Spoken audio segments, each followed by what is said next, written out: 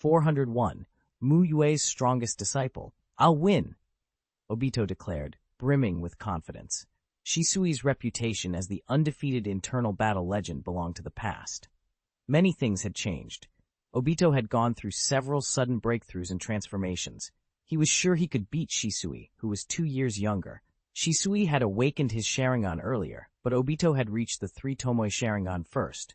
Proof, in his mind, that he had already surpassed Shisui. He was already imagining who he might face in the next match. Obito and Shisui walked onto the open ground, took their stances, and formed the seal of confrontation. Begin, Rin Nohara called. At Rin's shout, both focused their breathing techniques to sharpen their bodies and dashed forward with the body flicker technique. Bang! Bang! Fists and feet collided in a rapid, chaotic exchange. At first it was hard to tell who had the upper hand. Then Shisui shifted from offense to defense and used the body flicker technique again to create distance. He knew his strengths and weaknesses. Obito was bigger and could turn a prolonged stalemate into his favor. Fire release, great fireball technique, Obito announced. He didn't pursue at once. He knew Shisui's footwork was exceptional. He gathered chakra in his throat and exhaled it as a torrent of flame. The huge orange-red fireball, 5 meters high, barreled towards Shisui. As a fellow Uchiha who often used the great fireball, Shisui recognized its traits.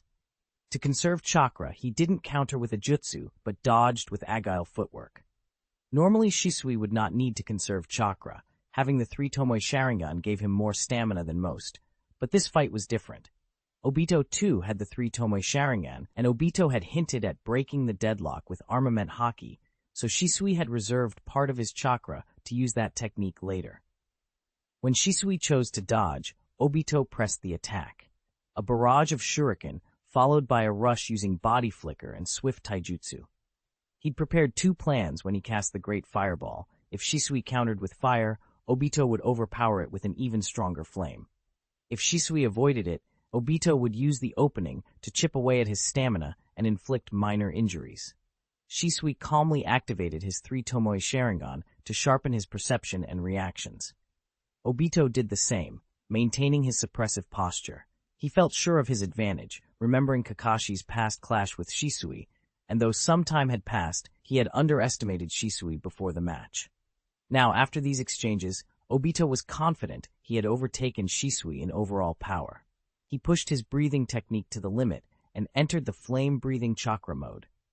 The mode amplified nature transformation and fire techniques, boosted physical power, and allowed him to release fire without hand seals, at the cost of heavy chakra consumption. A grin crept across Obito's face as a continuous surge of power filled him. Fire release, Phoenix Sage fire technique. He clapped his hands and spat out a multitude of small fireballs. Shisui retreated and finally met the attack with his own Phoenix Sage fire technique. Because Obito was in flame-breathing chakra mode, his fireballs were more numerous and larger, overwhelming Shisui's and pushing through. Shisui tried to protect himself with chakra, but the range and ferocity of Obito's assault still tore into him. Obito's Sharingan saw the wounds plainly. "Shisui, I'm your clan brother, but I won't relent," Obito said, tinged with a small, fleeting guilt. That vanished when he remembered the consequences of losing. He charged, palms and fists wreathed in intense flame. Every blow carried high-temperature fire. Shisui could only evade. The wide-range fire had already weakened him. Rin observed and thought Obito looked poised to win. Kakashi, however, frowned. "Not necessarily," he said. "Shisui shouldn't have been suppressed so easily." Kakashi suspected Shisui was hiding something. The fight was going too smoothly for Obito. Obito raised his fist for a finishing fire fist, only to have it caught by Shisui's palm. Not just a grab, Shisui's palm was blackened, solid, and unyielding. Obito blinked, then recognized it. The armament haki secret technique Mu Yue had taught them. Shisui slammed Obito hard to the ground. Dust and leaves rose. Obito spat a stream of flame from the ground as he scrambled up, but Shisui closed the distance with body flicker. If Obito used more ninjutsu, he would again meet Shisui's iron fist. What Obito had lacked was just a fraction of time, and that had been enough. The momentum flipped. Shisui pressed the attack. Obito's injured right fist couldn't match Shisui's armament haki-empowered strikes in close combat. Kakashi realized then, those earlier injuries Shisui had displayed were a ruse to lull Obito into reckless confidence and to conserve chakra for Haki. Using armament Haki demanded a lot of chakra. Obito had been careless and underinformed. Kakashi could already see how this would end. Obito yielded, facing a kunai sheathed in black flames. I lost. Shisui wins, Rin announced, and hurried over to tend to the winner's wounds. The match relieved Shisui. One victory meant no punishment this round. He also felt urgency.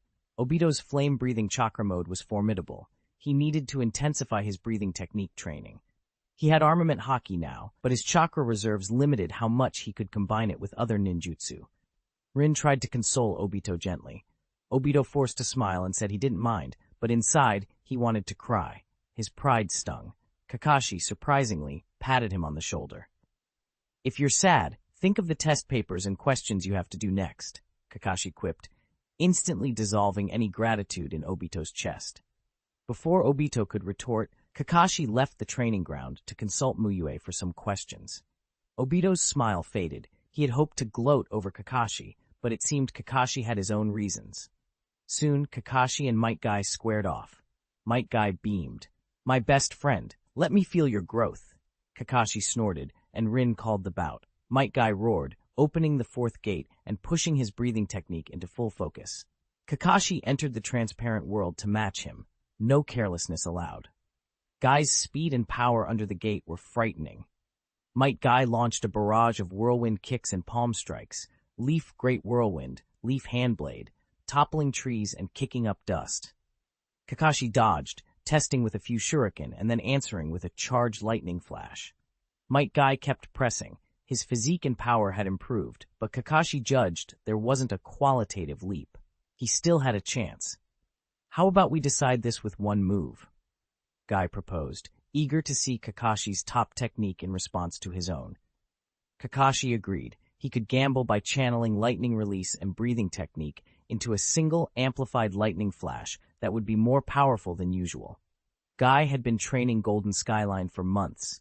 It had improved, though it risked leaving his fingers useless for the day. He wrapped his nunchaku chain around his index and middle fingers and launched Golden Skyline. Lightning danced around Kakashi as he gripped the White Fang short sword and forged a blade of lightning with his chakra. He unleashed Lightning Flash. The two techniques met in a thunderous collision. An explosion cracked the earth, and a gale swept the training ground. When the dust settled, Kakashi lay on the ground with blood staining his body and his sword cracked. Guy's two fingers were shattered, bleeding and limp. Guy wins, Rin declared it. Despite the cost, Guy had prevailed. Metkai laughed wildly, undeterred by pain. I am Mu Yue Sensei's strongest disciple. Kakashi thought about learning armament Haki sooner. Combining extreme lightning sword arts with Haki might be the only way to counter Guy's Golden Skyline. Obito, watching Guy's triumphant grin, Shisui's restrained anger, and Kakashi's dejection, vowed, next time I must win everything.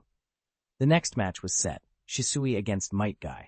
Shisui had contemplated postponing, but Guy refused. I can use other fingers for Golden Skyline, he said with a grin. His pinky and ring fingers had been trained as backups. Shisui took a deep breath. With Guy's fingers not fully recovered, this was his chance to show what armament Haki could do. Battle start, Rin called. Shisui activated his Sharingan and body flicker and rushed Guy, hoping to mix ninjutsu and taijutsu with Haki. Guy laughed and opened the gate of pain, charging like a spring released. They exchanged blows at blinding speed. Despite his injuries, Guy's taijutsu flowed relentlessly. Shisui tried to target Guy's injured fingers but found no real weak point. He adapted, using fire jutsu, taijutsu, and genjutsu in combination to push Guy around. Kakashi, who had returned with test papers, nodded approvingly. Versatile use of skills was essential, but he still judged that Shisui lacked experience compared to their years of life-or-death hardship. In the end, Metkai seized the opening and unleashed Golden Skyline with his other fingers, finishing Shisui in one decisive strike. Guy wins, Rin called, and Guy laughed aloud, triumphant and breathless. Shisui clenched his fists in begrudging resentment. He'd been Mu Yue's strongest disciple for a long time, until Kakashi had edged him out after the chuunin exams. Kakashi decided to up his armament Haki training immediately. Combining extreme lightning release sword techniques with haki might be the edge he needed. Obito watched the 3 winners and 3 losers silently, more resolved than ever. He didn't want to be among the defeated 3 months from now. He wanted to be the one laughing and winning Rin's praise. Already his mind spun with ways to beat Metkai. The 3 who had lost set themselves to planning counter-strategies against Guy. Each had something to learn. Each had reasons to train harder. After dinner, Shisui and Obito went to Uchiha Fugaku's house to invite Uchiha Itachi out for a walk.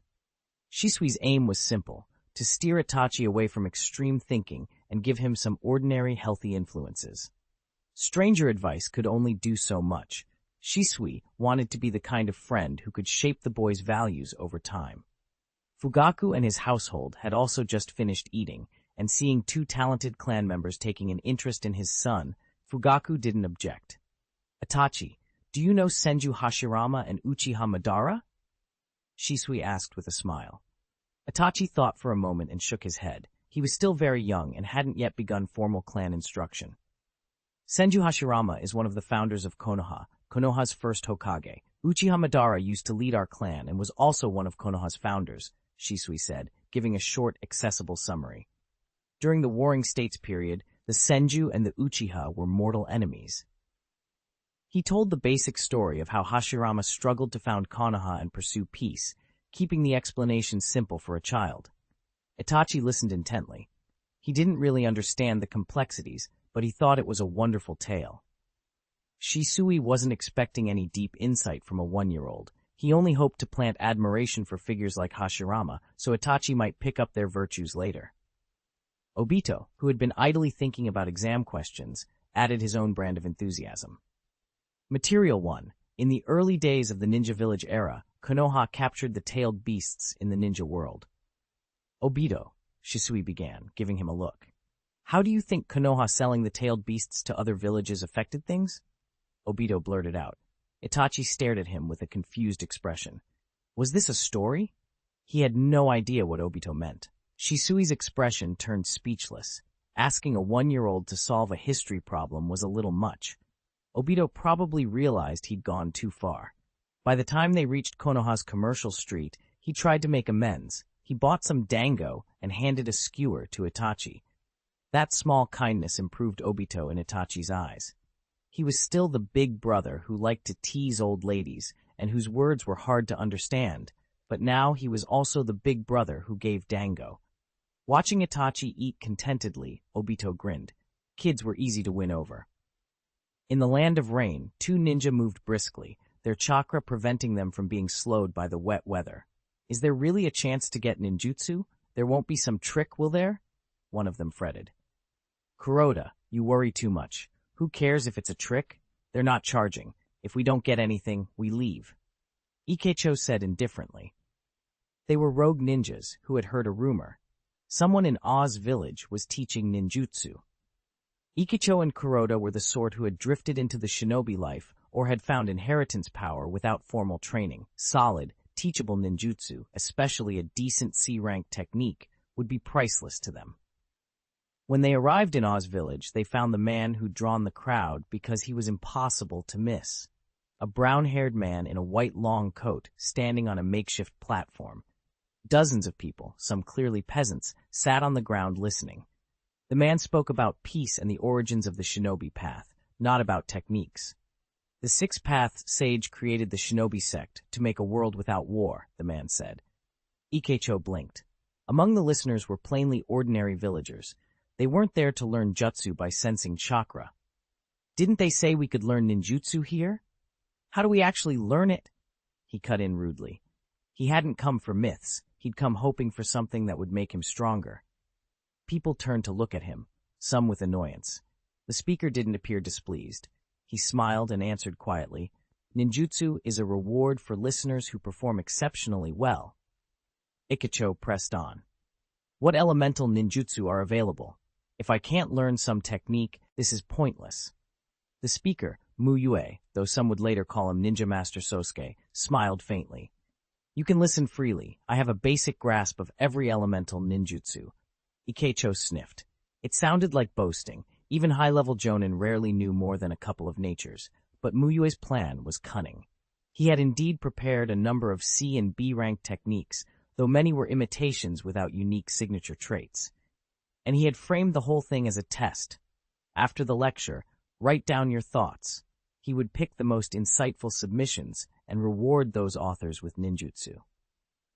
Mu Yue wasn't just trying to give out techniques at random. He wanted to change the Land of Rain, but change needed a foundation. He could not simply dump knowledge from his previous life onto people who had never had structured training. He chose to start by recounting the existing history of peace in the Shinobi world to get people thinking. The Rain, exhausted by repeated wars, yearned for peace more than most places. Mu Yue hoped to leverage that longing. He also put safeguards in place. He used a mind-body switch technique to transmit thought forms during instruction. It let him see into a student's memories. Those with small crimes might be rehabilitated.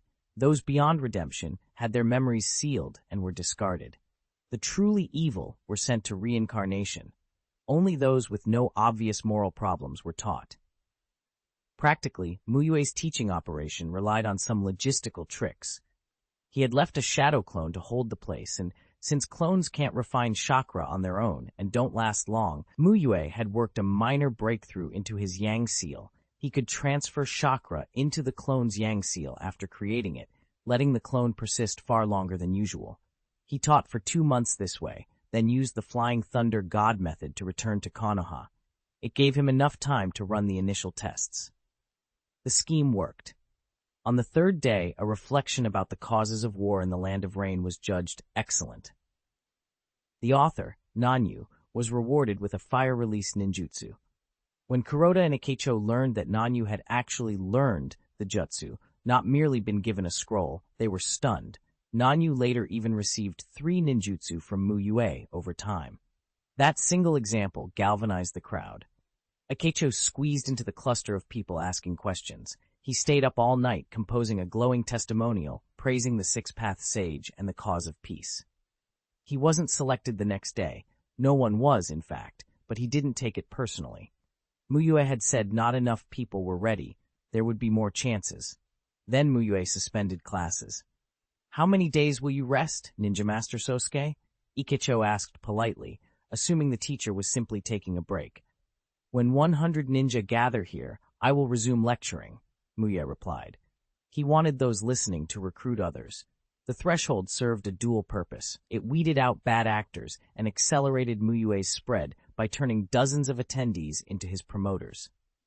Ikecho and others took that to heart. Word of mouth raved. Mu Yue was a hidden master, a figure comparable to the demigod Hanzo, someone who supposedly mastered all chakra natures, knew hundreds of techniques, and was generous enough to teach. Ikecho's exaggerations were not alone. Dozens echoed each other, making the rumor credible. The name Ninja Master Sosuke spread quickly across the Land of Rain. Yahiko, eager to recruit Mu Yue for his own plans, mobilized people and rushed toward Oz Village. The Akatsuki's growing notoriety only lent weight to the rumors.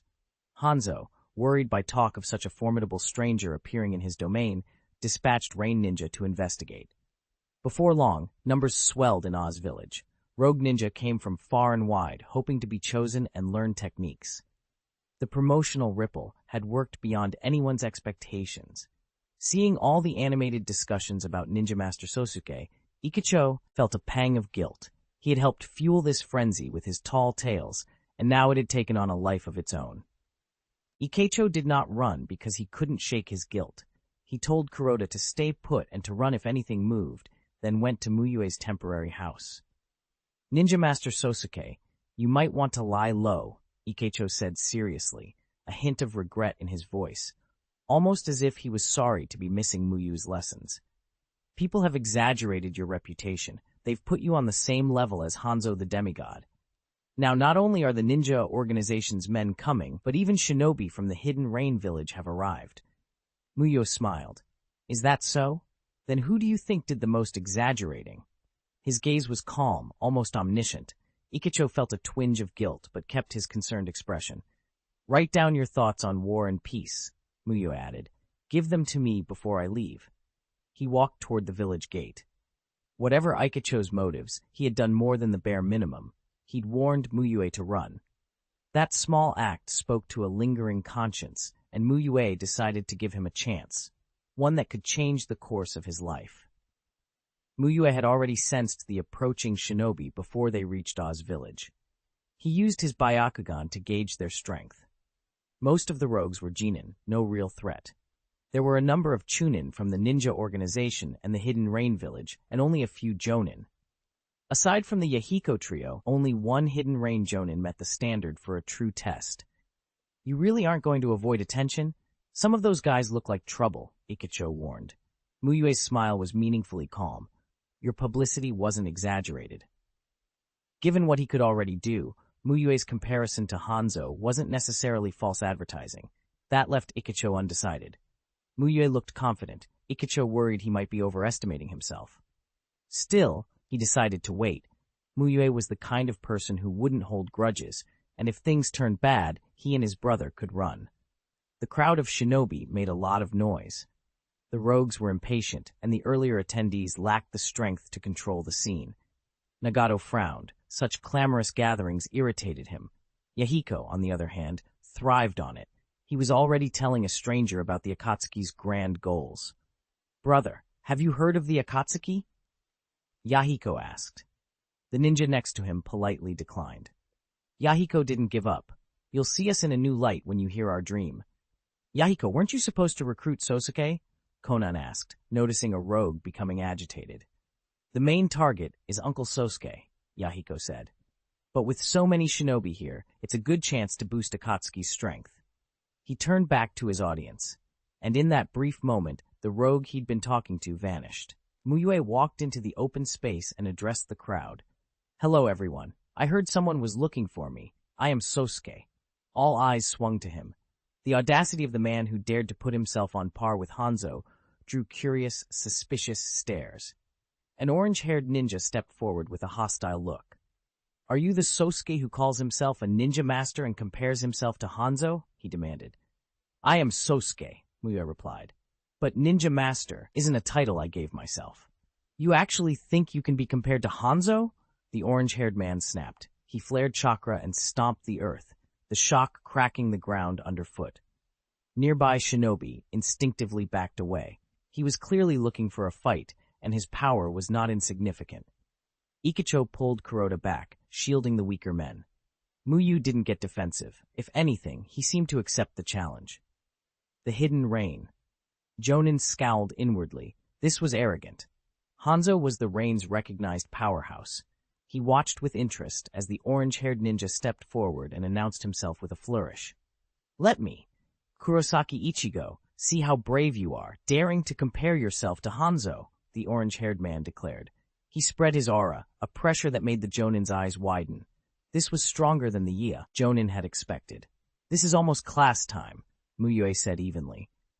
"Let's make it a practical lesson." To Mu Yue, the cleanest way to show his strength was to have a villain leap out and get handled. Since casting a random villager as bait was impractical, and to avoid Nagato's Rinnegan noticing trickery, Mu Yue created a shadow clone and used a transformation on it to take on the orange-haired man's appearance. Transformations with detailed information consume a lot of chakra, and the clone could not sustain that expenditure for long, but it would do. "If you're ready, we'll start in 3, 2, 1. At 1, both moved. "Earth release, Earth Pillar Spear," the clone, appearing as Kurosaki Ichigo, shouted. Thick, jagged spikes burst from the flat ground, each taller than a man and razor-sharp. Many of the rogues had never seen such a powerful earth release, and instinctively fled to safer distances. Mu Yue had expected it. He slipped away with the body flicker technique, effortlessly avoiding the wide-range attack. "So fast," the Hidden Rain Jonin murmured. Mu Yue's dodge had been flawless. "Sharp lightning can pierce earth," Mu Yue explained, calmly forming seals. "Lightning release counters earth release." "Lightning release, false darkness." Mu Yue spat a concentrated bolt of lightning that swept across the battlefield. It shattered the stone pillars into fragments, and the residual force streaked toward the clone. Kurosaki Ichigo, whether real or not, seemed taken aback by the power.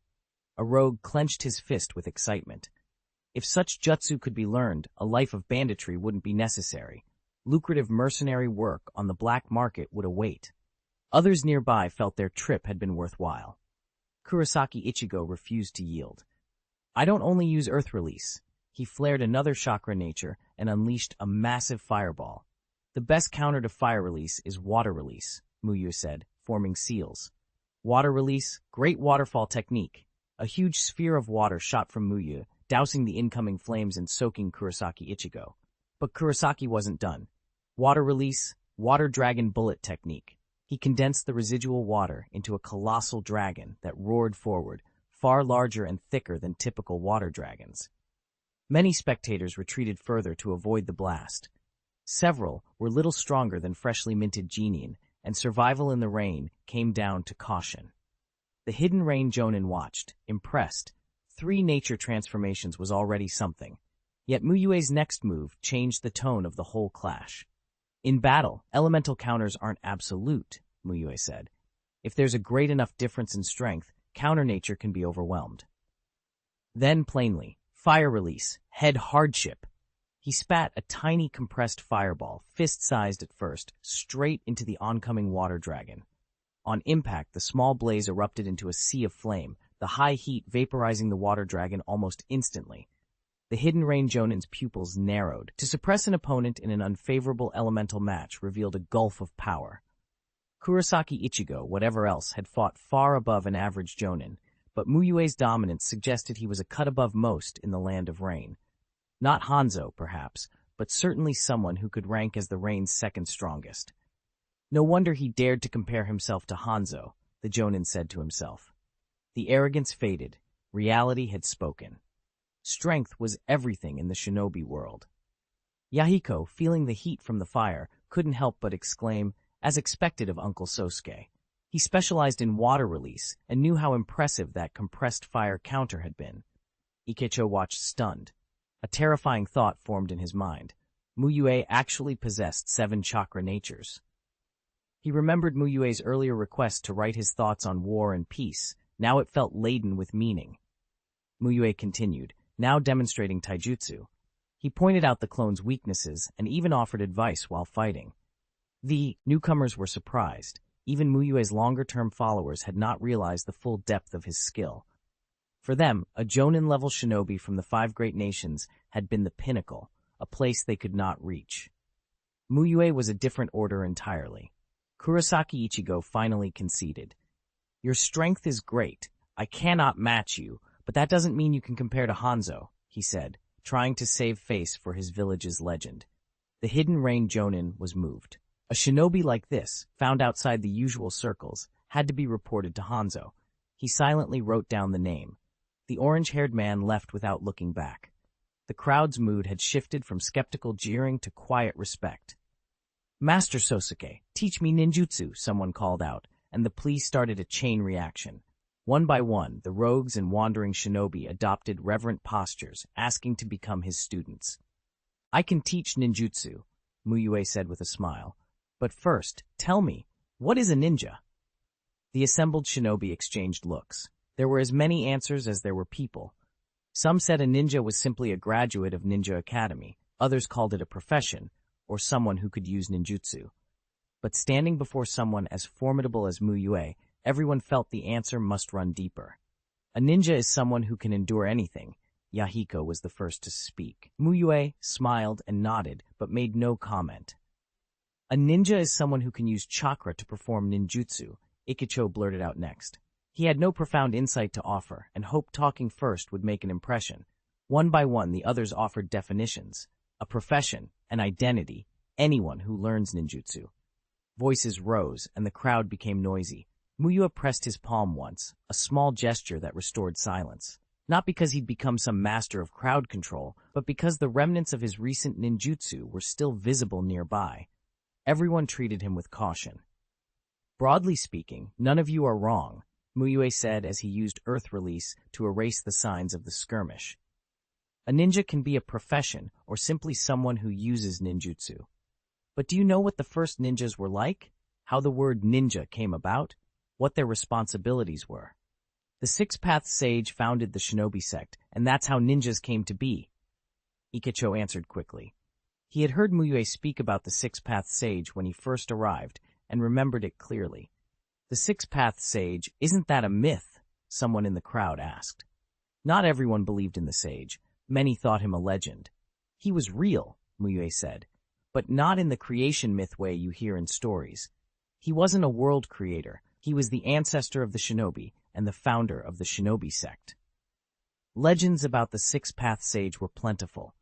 The most common claimed he created the entire ninja world, a notion many dismissed because no amount of ninjutsu could make a world. Yet Mu Yue, who knew more of the truth, explained that after Kaguya planted the divine tree and caused devastation, it was the Six-Path Sage who traveled the lands, repairing the damage and laying the foundations of the world they lived in. The first ninjas were members of the shinobi sect, Mu Yue continued. Their primary duty was to preserve peace and create a harmonious world. Yahiko's eyes widened. He had never been to school. He had not known the historical origin of ninjas. A rush of pride filled him. They were doing the same things as the original shinobi. They were on the same path. If the responsibility was to maintain peace, why are there so many ninja wars now? Nagato demanded. He had been reluctant to speak at first because Yahiko wanted Mu Yue in their group. But the truth hurt.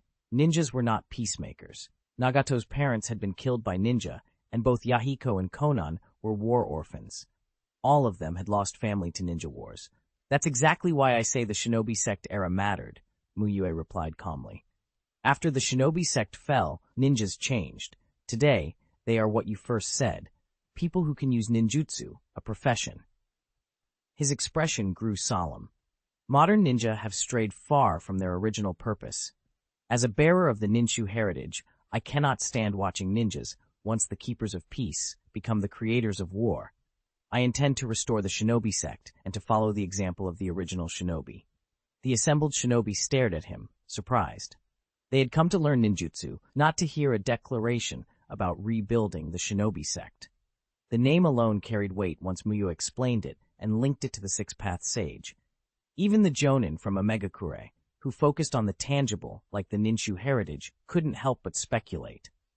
Maybe he gained power from an ancient Ninshu heritage, one Omegakure jonin guessed. Mu Yue's strength was undeniable. He could easily have been a recluse who only now emerged after Abe, attaining some legendary power. Yahiko, fired up, stepped forward. Ninja Master Sosuke, that makes perfect sense. We should learn from the shinobi sect and build a world without war. Join our Akatsuki. Let's make peace together. Though the Akatsuki had a reputation in the Land of Rain, nobody really expected Mu Yue to join. With his demonstrated strength, he could easily found a more powerful organization. Mu Yue smiled and shook his head. The current Akatsuki isn't enough, he said. It wasn't that he dismissed them outright, simply, he had a larger plan. Joining them now would not suit his aims unless he intended to take Yahiko as a disciple. Yahiko looked disappointed but didn't give up. He believed that if he and his Akatsuki proved themselves, Mu Yue would someday recognize them. The Six-Path Sage once traveled the world and founded the shinobi sect, Mu Yue said, sweeping his gaze across the crowd. As a successor to that tradition, I will begin by traveling the Land of Rain. If you agree with my ideals, come with me. I will teach the ninjutsu I know to those who accept them. Nearly 200 had gathered at Oz Village. Mu Yue expected to keep maybe 70, a number he'd already partially screened for. Almost immediately, Ikecho pulled Kuroda forward. We'll follow, he said. Rogue Shinobi and others who had come for power saw opportunity in Mu Yue. The Rain Jonin were there to learn more about him. Most, however, simply wanted to learn powerful ninjutsu. Yahiko decided to join as well. He wanted Mu Yue to see his determination. Konan asked about the Akatsuki. Yahiko shrugged. Let them come along too. Maybe they'll learn something. Konan had little else to add. And so Mu Yue set out across the Land of Rain with nearly 200 followers. Their large number brought order to a chaotic region and even kept bandits at bay. On the first day, Mu Yue told the story of the Six-Path Sage. Nobody left. On the second day, he spoke of the shinobi sect's role as peacekeepers. Still no departures. By the third day, however, no actual ninjutsu had been taught, and people began to drift away. By the fourth day, the departures increased. New recruits joined after hearing Mu Yue's deeds, but not many. On the fifth day, they crossed a village with a broken bridge. Mu Yue used earth release to build a sturdy stone span for the villagers. Grateful, the villagers fed the group.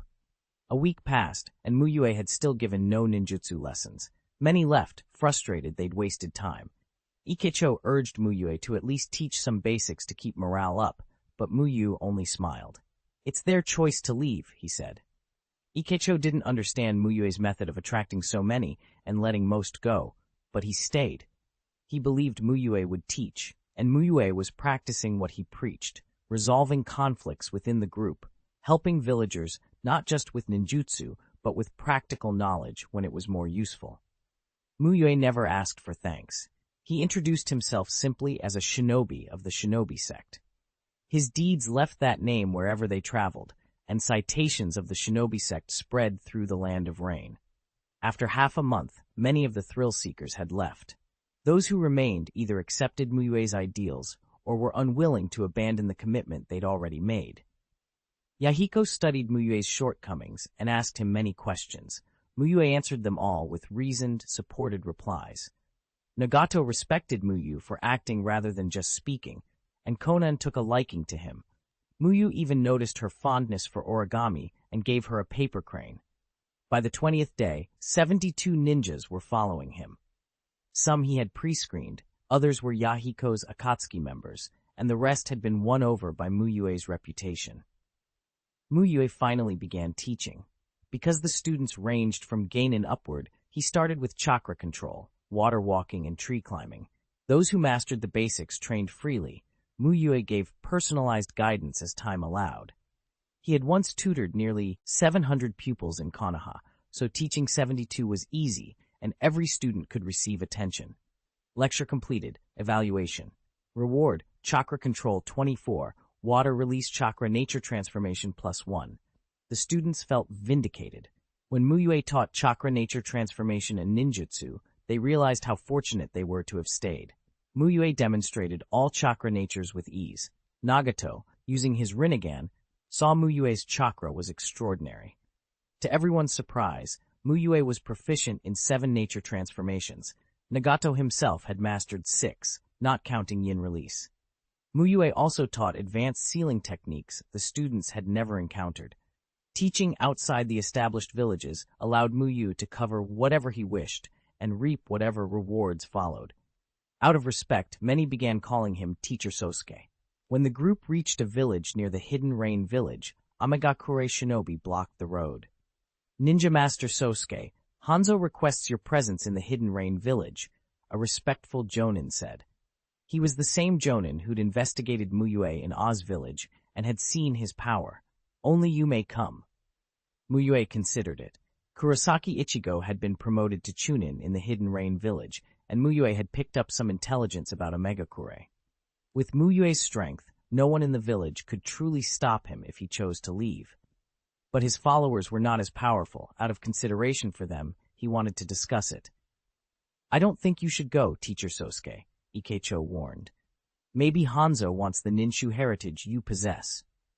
Wandering Shinobi understood that anything valuable drew danger. "I don't think Hanzo is that kind of man," Yahiko countered. "If he respects you, he'll give junior Shinobi leniency. He's not a villain who would scheme for your heritage." "What if you're wrong?" Ikecho persisted. "You'd be in danger and would gain nothing." Mu Yue laughed softly. "Thank you for your concern. Trust me a little, it will be fine." Ikecho reluctantly accepted Mu Yue's decision. If Mu Yue said he could handle it, they would trust him. So Mu Yue went to Amegakure with the jonin escort. Amegakure's architecture was different from Konoha's, steel-dominated, with stone secondary. The whole village was threaded with pipes and conduits, a practical response to the perpetual rain. Hanzo chose the training grounds for their meeting rather than his office. "Hanzo, this is Sosuke, known as the Ninja Master," the jonin reported. Hanzo studied Mu Yue. Mu Yue wore black under a white robe and looked calm and composed. Hanzo wore a mask and the standard Amegakure combat uniform. When their gazes met, Hanzo unleashed an aura, a crushing, mountain-like pressure that made the air seem heavier. The escorting jonin stiffened. Hanzo's presence was terrifying, yet Mu Yue smiled. Then Mu Yue released his own aura in reply. The Jonin felt cold sweat and blurred vision, trapped between two titanic presences like a small boat tossed in a storm. After a beat, Hanzo withdrew his pressure and said calmly, "You may leave." The relieved Jonin bowed and departed, convinced he would have trouble sleeping after this encounter. Hanzo offered a small smile. "You are impressive." "You as well," Mu Yue answered. Hanzo was slightly taken aback. Since he had led Omegakure, no one had ever said that to him quite like this. He recalled the rumors that Mu Yue's strength came from the Ninshu heritage, but, after feeling Mu Yue's conviction and strength, Hanzo said, "Some say you're strong because of the Ninshu heritage. I couldn't be sure before, but now I think even without the heritage, you'd be formidable." "Perhaps," Mu Yue conceded, "but the speculation is irrelevant. The truth is I have the Ninshu heritage, and I am strong." Hanzo chuckled. "It's irrelevant, but others will still believe what they want to believe. Many are interested in the heritage you carry.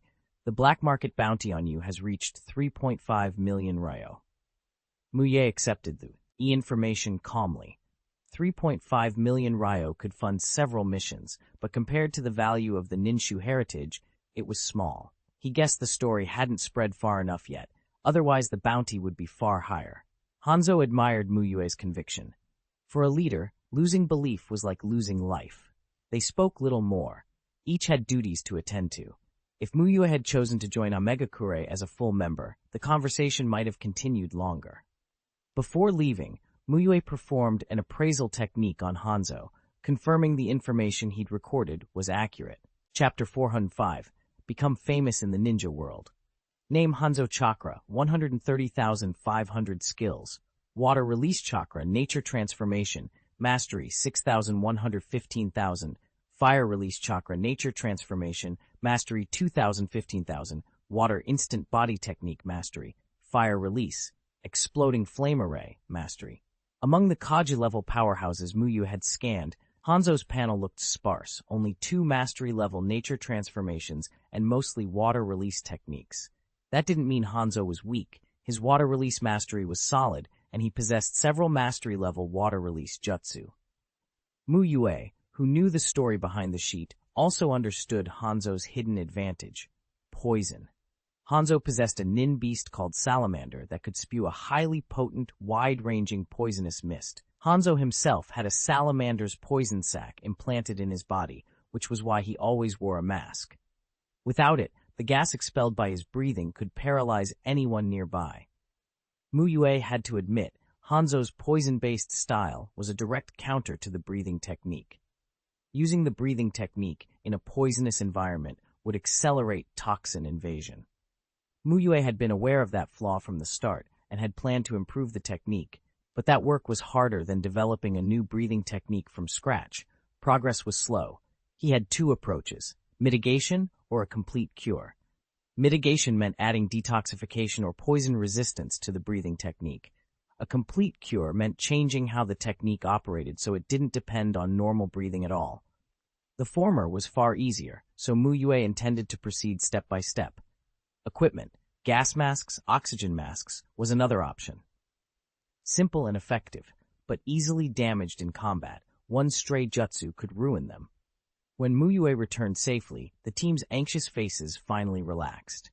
Regardless of what anyone thought personally of Hanzo, any shinobi from the Land of Rain who thought of a powerhouse first thought of the demigod Hanzo.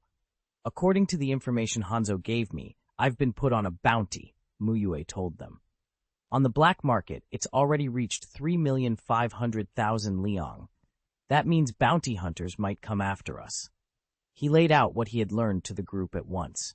Some of those bounty hunters might be very strong. The road ahead won't be safe. If only a handful came, Mu Yue was confident he could protect them. But he wasn't absolutely certain he could protect all 72 people. There were ruthless types, like Kakuzu, among the bounty hunters. If someone like Kakuzu attacked the team to draw Mu Yue away, Mu Yue couldn't guarantee everyone's safety. At best, he could avenge them. 3,500,000 liang. Ikecho's eyes went wide. As a wandering shinobi, he had never seen so much money. He understood how tempting it was. You can leave the team now if you want. No one will blame you, Mu Yue offered proactively. They looked at one another, weighing the choice. It was a hard decision. Most of them were ordinary shinobi who had joined Mu Yue to learn jutsu and become stronger. Ninja Master Sosuke, don't underestimate the Akatsuki. We'll protect ourselves and protect you, Yahiko said with a laugh. Except for Naruto, Yahiko and Konan were not weak. Yahiko wouldn't abandon Mu Yue. If anything, he wanted to stay closer, worried for Mu Yue's safety. My strength is average. I'll do my best not to be a burden, another ninja said. Leaving would be safe, but purposeless. Staying meant learning, and it felt like witnessing history. Compared to his life before, this felt meaningful. After a long struggle, even cautious Ikacho made a choice he never would have before. He stayed. He surprised himself. He reasoned that a 3.5 million liang bounty might not immediately attract top-tier hunters, but as Mu Yue killed those who came, the bounty would climb and the danger would grow, yet he still chose to stay, for reasons he didn't entirely understand. In the end, no one left. Everyone decided to keep following Mu Yue. He was a little surprised. He had expected at least a few to go. The black market bounty didn't change his plans. He continued to travel the land of rain at his own pace, taking out bandits when necessary, answering villagers' requests for help. He stayed longer for harder jobs, shorter for simple ones, gradually reaching more and more places. I thought I knew the land of rain, Yahiko sighed one evening. But I don't. Not really. He had believed he knew his homeland, but following Mu Yue from village to village taught him how little he'd seen. Each town had its own conflicts and peculiar problems, some beyond Yahiko's ideals for peace. Aren't you learning now? Mu Yue said, smiling as he patted Yahiko's head. Mu Yue's main aim was to get Nagato onto the system's list as his disciple.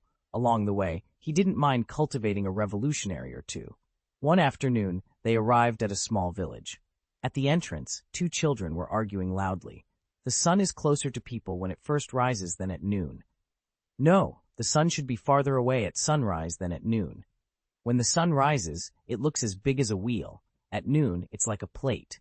Things look smaller when far away and bigger when close. The sun is cool when it first comes out, but scorching at noon. Doesn't that mean it's closer at noon and farther at sunrise? They argued so earnestly someone had to step in. Uncle in white clothes, you look very smart, one said to Mu Yue. Who's right? Mu Yue looked thoughtful and stepped forward, about to answer, when in a sudden motion, both kids drew kunai and lunged at him. Ninja Master Sosuke, be careful, one of the attentive ninjas shouted, but it was too late. Bang! Mu Yue moved within human speed, throwing two quick punches that sent the attackers flying.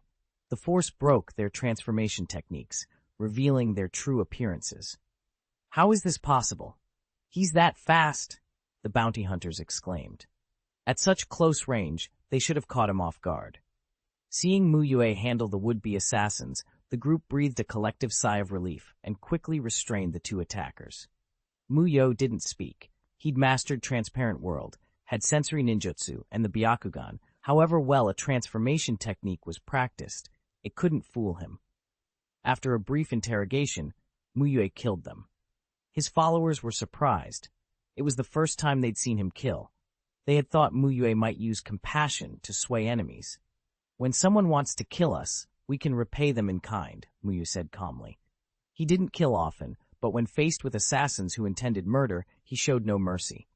As they pushed on, attacks became more frequent and the attackers stronger. Thanks to Mu Yue, Yahiko, and others, there were no casualties in the group. Mu Yue even set up controlled combat assignments, sending less capable bounty hunters against his followers so they could practice what they'd learned in real fights. Word spread. Mu Yue's deeds and those of his shinobi sect began to ripple across the land of rain, and even across the ninja world. Occasionally, people far away in Konoha heard the name. Ninja Master Sosuke? That title fits Mu Yue better, Obito scoffed. He believed Mu Yue was the only one who deserved such praise. Mu Yue had taught him and other recognized young talents. Mu Yue had once overseen special training for nearly 700 people. Don't underestimate him, Kakashi said, shaking his head. They say his strength rivals Hanzo's. It was a rumor, but Kakashi thought there had to be truth to it. Otherwise Hanzo wouldn't have intervened, and even Hanzo's followers alone could have made things difficult for Sosuke. Regardless of his actual power, his ambition isn't small. Going around rallying people under the Shinobi sect banner is a provocation, Kakashi added. Mu Yue had told him things about the Shinobi sect when they first met, and Kakashi had been researching the Six-Path Sage and related history. The Shinobi sect, as the ostensible origin of Shinobi, creating such a force now was bound to rile up other factions. Danzo Shimura certainly took it as provocation. He immediately sought out Hiruzen Sarutobi, urging the Hokage to send an elite Konoha squad to the Land of Rain. This Sosuke is not simple. We should bolster Konoha's presence there, Danzo insisted. If it's a Rain conspiracy or some scheme by Sosuke, we shouldn't be passive. The Land of Rain bordered Konoha, and Danzo believed Konoha's current influence there was insufficient. Hiruzen flatly rejected the proposal. Konoha is already stretched thin. We shouldn't get entangled in the Land of Rain, Hiruzen said. He had no interest in the so-called ninshu heritage. Old jutsu weren't inherently stronger. Modern ninja developed techniques that improved on the old ones. He was also wary that a stronger Konoha presence would alarm Tsunagakure. At that time, the Land of Rain was primarily contested by Tsunagakure and Kumogakure, with Iwagakure occasionally interfering. If Konoha surged forces there, Tsunagakure might misinterpret Konoha's intentions. You're too indecisive, Danzo snapped. This might be our chance. Hiruzen's refusal irked Danzo. I am the Hokage, Hiruzen reminded him evenly. As Hokage, Hiruzen trusted his own judgment. Danzo stormed out of the Hokage office, slamming the door. You'll regret this, Danzo muttered as he left. Anger kept growing in Danzo. He resented that he never became third Hokage and that Hiruzen treated his advice so lightly. He couldn't accept being dismissed. If Hiruzen wouldn't listen, Danzo had his own resources. Root. He immediately ordered part of Root to deploy to the Land of Rain and mobilized the Root forces stationed outside Konoha as well. If he hadn't feared detection by Hiruzen, he might have gone himself. He was very curious about the ninshu heritage. Meanwhile, in a shadowy exchange office, a stitched-up man handed over a corpse for payment and flipped through the bounty ledger. Sosuke, title, Ninja Master, capable of fighting with 5 chakra natures. Bounty, 13 million liang. Additional 5 million liang for live capture. The stitched man closed the book and smiled with satisfaction. A perfect capture, 18 million liang. Not bad. 406. Mu Yue vs Kakuto. Having settled on his target, Kakuzu immediately headed for the Land of Rain. For him, time was money. The sooner he caught Mu Yue, the sooner he could collect his reward and move on. He began by gathering information on the legendary ninja master Sosuke. Although he wanted to finish quickly, Kakuzu wasn't the type to rush blindly. His intel suggested Mu Yue was no ordinary opponent. To his surprise, the research turned out to be easier than expected. Mu Yue's deeds were already common knowledge in the Land of Rain. Kakuzu learned much simply by listening in the market and taverns. Mu Yue taught ninjutsu freely in Oz Village, once schooled a powerful ninja who had underestimated him and had led 72 others across the country doing good deeds. The picture that emerged was of a lucky, naive idealist surrounded by a ragged band of followers. Kakuzu's assessment was blunt. Teaching ninjutsu for free was foolish, fame without profit. Those students might praise him now, but in real danger, they wouldn't risk their lives for someone they'd only known a short while. Kakuzu knew betrayal all too well. He'd risked everything for a village that later accused and punished him. Money was reliable. Loyalty could not be bought with sentiment. In his view, Mu Yue's 72 followers would scatter the moment real threat arrived. If they were proper village shinobi, he might hesitate, but this ragtag group of rogues and weak organization, he felt no fear. With his intelligence in hand, Kakuzu moved to act. Mu Yue made no effort to hide his location, and with a sizable entourage, it wasn't hard to find him. Kakuzu sought them out and launched his attack. Mu Yue noticed him and activated an appraisal. Name, Kakuzu. Chakra, 140,000. Skills, Earth Grudge Fear, Proficient, 150,000. Lightning Release Chakra Nature Transformation, Proficient, 3,000, 150,000. Fire Release Chakra Nature Transformation, Proficient, 715,000. Wind Release Chakra Nature Transformation, Proficient, Water release chakra nature transformation, proficient. Lightning release, false darkness, proficient. Mu Yue found Kakuzu's stats reminiscent of Hiruzen Sarutobi, like a younger, second-rate Hiruzen. Mastery of 5 chakra natures and several skilled jutsu made him a formidable ninja, though not comparable to Hiruzen in every respect. Everyone stepped back a bit, Mu Yue told the team. He had to bring out his full strength for this fight. The others hesitated, confused, but trusted Mu Yue and retreated. Kakuzu charged like a battering ram. Yahiko frowned. Another mercenary after a bounty, he guessed. Kakuzu's speed and bearing didn't look ordinary. Mu Yue singled out 3 of his strongest to watch over the rest. Yahiko, Nagato, Konan, keep an eye on our teammates, he said. The 3, among the youngest but strongest, nodded and grew alert. A murmured comment spread among the sidelines at the sight of Kakuzu's stitched arms. That's the infamous black market assassin Kakuzu. He's killed famous figures and even fought the ninja god. The stories made the others' faces blanch with recognition. Kakuzu ignored them and looked coldly at Mu Yue. It'll be easier if you allow yourself to be captured, he said. A live capture paid an extra 5 million ryo, and Kakuzu, who worked for profit, preferred the most lucrative option. It might be easier if you left instead, Mu Yue replied faintly. Kakuzu scowled. Your naivety is misplaced. He exploded forward. Mu Yue had transparent world active. He read Kakuzu's move and easily caught the incoming fist, then countered with a follow-up blow that sent Kakuzu flying 10 meters. Kakuzu touched his abdomen but showed no expression. Taijutsu skill showed Mu Yue was dangerous, but Kakuzu had other tools. With Earth Grudge Fear active, black threads burst from his back, knitting together into a grotesque mask monster that shot forward. What sort of jutsu is that? Yahiko asked Nagato. Nagato, unfamiliar with this technique, shook his head. It must be some obscure secret art. The mask opened its maw and spat a compressed fireball. Fire release, head hardship. Mu Yue calmly formed hand signs and with a burst of gathered chakra, launched a fireball of his own, the flames darker, more vigorous than Kakuzu's. The 2 fireballs collided in midair with a thunderous roar.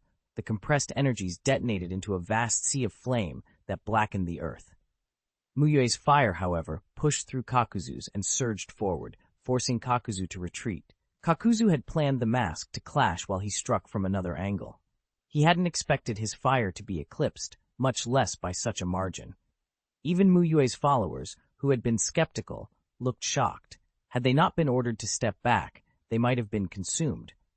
Kakuzu responded by releasing a water release mask that spewed a torrent, quenching Mu Yue's advance and saving him from immolation. His face had grown serious. Mu Yue was perhaps the second strongest opponent he'd ever faced. He unleashed wind and lightning masks as well, unwilling to be careless. Mu Yue assessed the battlefield. His fire release overshadowed Kakuzu's, but in wind and water he could suppress Kakuzu. In lightning and earth, Kakuzu held the edge. He ordered the others to retreat further, leaving Yahiko, Nagato, and Konan closer so they could assist if needed. Kakuzu combined masks, wind and fire inhaling and exhaling, to form yet another roaring conflagration. Mu Yue silently spawned a shadow clone. His main body used fire release, while the clone used wind release, replicating the same combo and pushing back Kakuzu's fire until it overwhelmed his defenses. Kakuzu felt played with. Mu Yue kept using the same jutsu, but each time it was stronger. Water and lightning masks, with Kakuzu's main body, barely coped.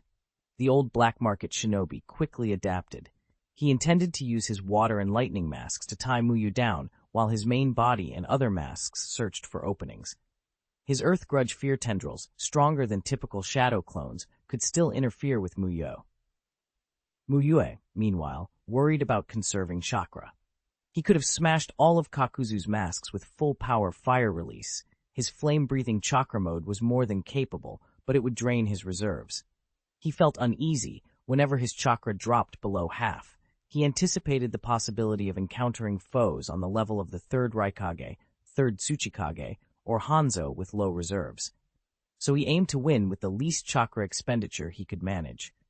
Seeing Mu Yue in a bind, Yahiko leapt in. "Uncle Sosuke, let us help tie down some of the clones," he cried, forming hand signs and spitting a water dragon. Konan flung paper shuriken and Naoto laced Yahiko's water with lightning, turning it into a paralyzing thunder-water dragon. Other ranged fighters chimed in, but without practice their attacks were chaotic and mostly ineffective. Mu Yue had suspected as much. Dozens of uncoordinated fighters were harder to command than one skilled man. Kakuzu watched the uncontrolled assault with contempt. "Do you enjoy courting death?" he muttered. If he couldn't take Mu Yue quickly, he could at least thin the herd. He brought wind and fire masks together for a deadly combination technique aimed at the attackers. Half of them might die, the survivors would flee. For Kakuzu, that amounted to the same result. Then, an intense aura rose from Mu Yue. His breathing focused, the ever-burning chakra within him spiked. Fire Dragon Dance. Mu Yue drew a mountain of chakra into his throat, and the Yang Release flame-breathing chakra mode amplified it into potent fire release. He feigned hand signs to keep appearances, but the rush of power needed no seals. Terrifying, scorching flames erupted, far hotter and stronger than anything before. Chapter 407, Strengthen the Ninja Sect. Fire Dragon Dance was a fire-release ninjutsu. Mu Yue had refined from his Fire Dragon Flame Bullet, essentially a supercharged version. It expanded range, power, and flexibility across the board. Aside from enormous chakra consumption and demanding requirements for use, it had almost no drawbacks. The scorching jets of flame Mu Yue expelled swallowed Kakuzu's combination ninjutsu with terrifying speed. Kakuzu's pupils narrowed as the heat rolled over him.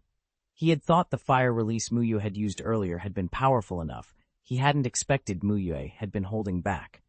Kakuzu reached to recall one of his separated hearts with Earth Grudge Fear, but the flames moved too quickly. The detached heart was incinerated into black ash before it could return. Kakuzu clutched his chest in pain. He had just lost 2 lives at once. Mu Yue wasn't finished. He split the searing sea of fire into 6 dragons that closed in from different directions, encircling Kakuzu and the remaining hearts. Kakuzu had tried to draw all his hearts back immediately, but in the face of Mu Yue's assault, only the lightning release heart made it home. The water release heart was destroyed by a fire dragon, and his main body suffered a direct hit. The earth release heart could not withstand the onslaught and was burned to pieces. In an instant, Kakuzu, once a 5-lived nightmare, had been reduced to a single remaining life. The battle had turned on its head. "So amazing, just like Uncle Sosuke," Yahiko called out, awed. Even from a distance he felt the terrifying heat. This was the most formidable fire release he had ever seen. "Teacher Sosuke really that strong?" one rogue ninja murmured, stunned. Kakuzu was legendary on the black market. For such a man to be dismantled nearly instantly by a single fire release was shocking. Some began to think Mu Yue's strength even surpassed that of Hanzo. Could Hanzo have killed Kakuzu so decisively with water release? Maybe not. Ikecho swallowed and admitted to himself he'd seriously underestimated Mu Yue. In his mind, strength had always belonged to people like Hanzo, but now a new candidate for the strongest person had appeared.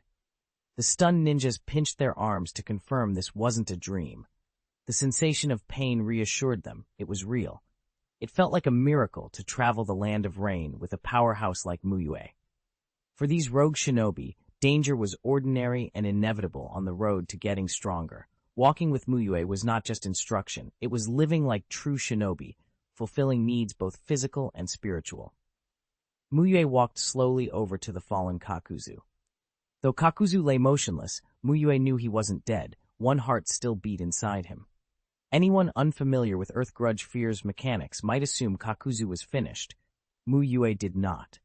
He knew the technique's details, he had appraisal and transformation knowledge, and he understood the original sequence, enough to see what others could not. "Still playing dead?" Mu Yue asked lightly as he approached. Kakuzu flinched, his remaining heart tightening, but he didn't move. He wanted to see whether Mu Yue was bluffing. After all, most who had seen him use Earth Grudge Fear had been killed. There seemed no reason Mu Yue should know his secret. "Do you think I'm bluffing? What can you do with only 1 heart left?" Mu Yue continued. Sweat beaded across Kakuzu's forehead. It felt as if his oldest secret had been exposed. He squinted at Mu Yue, bewildered. He was certain he had never met this man before. How could Mu Yue possibly know his information? "Why do you know about me?" Kakuzu demanded. He dropped the pretense of death, rose to his feet and glared coldly. He had nothing more to fear. The worst was death. Kakuzu did not want to die, not when he still had work and profit to do, but he wasn't afraid of death either. He'd faced Senju Hashirama once and survived as much as he could. He isn't dead yet, one of the other ninjas observed, surprised by Kakuzu's vitality. Mu Yue's earlier fire release had scorched the area, yet Kakuzu was able to stand, seemingly absurd to them. Ancient wisdom, Mu Yue said with a mysterious smile. He couldn't explain appraisal, transformation, or the plot he'd seen, so he kept it enigmatic. Ninshu heritage? Kakuzu tried. The phrase was oddly familiar, and Kakuzu, who dug into Mu Yue's background, had seen hints of it before. The idea of a Ninshu inheritance drew his curiosity, and the bounty people had placed on such legacies. You can think of it that way, Mu Yue allowed. Though his answer was vague, it was enough to set Kakuzu on edge. He squared his shoulders and adopted a fighting stance. Even though the fight's outcome had already been decided, Kakuzu wouldn't lay down and die passively. He would fight to the end. He ripped the stitches on his wrists and used Earth Grudge Fear's black threads inside his body to animate 2 flying fists. They shot toward Mu Yue with lethal force. A determined hit from them could kill an ordinary jonin. Mu Yue left flame-breathing chakra mode and switched to rock-breathing, his usual style. Rock-breathing hardened his body and increased his strength. The flying fist struck his skin but could not pierce it. Mu Yue's defense held easily. Like lightning, Mu Yue blinked to Kakuzu's side. Kakuzu tried to block with his black threads, but Mu Yue's heavy, precise taijutsu shattered the defense. Kakuzu was launched like a broken kite, crashing to the ground. Mu Yue's taijutsu dominance kept Kakuzu from even drawing on lightning release. He became a punching bag, barely able to endure the blows. Kakuzu's vision blurred. Dying at the hands of a stronger opponent isn't so bad, the thought crossed his mind as he slumped again. In his long life as a shinobi, only one opponent had ever outmatched Mu Yue. The shinobi god, Senju Hashirama. Thinking back now, Kakuzu felt ridiculous over his younger self's plan to assassinate Hashirama. He'd been grievously wounded and returned in disgrace, punished by his village. He'd been too proud, too strong, too useful, until the higher-ups sent him to die to protect their positions. They spoke of the village and its will, but their hearts were full of self-interest. "I am Kakuzu," he managed to whisper, using his last strength. He was worse off now than when he'd fought Hashirama. He didn't even have the strength to stand. He waited for the final strike that never came. Kakuzu opened his eyes to find Mu Yue standing over him, watching quietly. Mu Yue was weighing something larger than a single life. Acting now would bring unprecedented change to the Land of Rain. He wanted that land to improve, but any lasting change would require strength. Yahiko and the others were not enough. Nagato couldn't yet use the Rinnegan at will, and Mu Yue could not remain in the Land of Rain forever. Strengthening the shinobi faction, creating a shinobi sect, was necessary. If he started something and fled, Mu Yue would become the sort of person he despised. Kakuzu's skill as a shinobi was undeniable. With a way to guard against Salamander's poisonous mist, Kakuzu could match Hanzo. Mu Yue considered the options, then placed a hand on Kakuzu's chest. Kakuzu braced himself, assuming death was coming, but nothing happened. 30 seconds later, delicate sealing technique patterns appeared across Kakuzu's chest. "Why didn't you finish me? What are you doing?" Kakuzu asked, puzzled and wary. "If you think I'm leaving something in your body as a threat so you'll serve me, you're overestimating me," Mu Yue said. Kakuzu's pride would rather see him die than live humiliated on a leash. "I won't be intimidated," he snapped. "You imagine strange things," Mu Yue replied calmly. He hadn't implanted an explosive control or a parasite, merely a seal designed to interfere with chakra flow. With it, Kakuzu would find it extremely difficult to gather chakra and perform ninjutsu. Mu Yue intended to travel the Land of Rain with him. If Kakuzu chose to accept and sincerely join the pack, shinobi sect, all would be well. If he refused, Mu Yue would ensure Kakuzu died painlessly. Mu Yue disliked threats. They led to unpredictable complications if broken. This way, the choice was clear. "How about it? Join us? When the journey is over, I will found the shinobi sect," Mu Yue offered. "The shinobi sect? The one that exists to protect peace?" Kakuzu snorted as if he'd heard a joke. He'd only recently encountered the concept when he'd investigated Mu Yue. To Kakuzu, real shinobi pursued profit, not lofty ideals. Protecting peace across the ninja world, or even protecting one's own village, required calculating the gains. The idea that someone would do it for its own sake struck him as naive. "You can understand it that way for now," Mu Yue said with a small smile. He wasn't pretending to recreate the Six Paths Sage's shinobi sect exactly. He'd never match that legacy. But he could borrow its prestige to start something new. In the shinobi world, profit is eternal. This won't work, Kakuzu dismissed. How will you know unless you try? Mu Yue replied serenely. Kakuzu scoffed. Can a single drop of water put out a blaze? Then, without warning, Mu Yue entered water-breathing chakra mode and compressed a vast amount of water-release chakra into a single drop. He sent it at the last lingering flames, and the drop extinguished every ember instantly.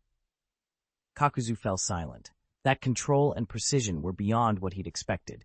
"Teacher Sosuke, don't waste yourself on him," Ikecho said, stepping forward. "A shinobi motivated only by profit can never be a true shinobi." Kakuzu glanced at Ikecho with disdain. "A man of your strength hardly merits my attention.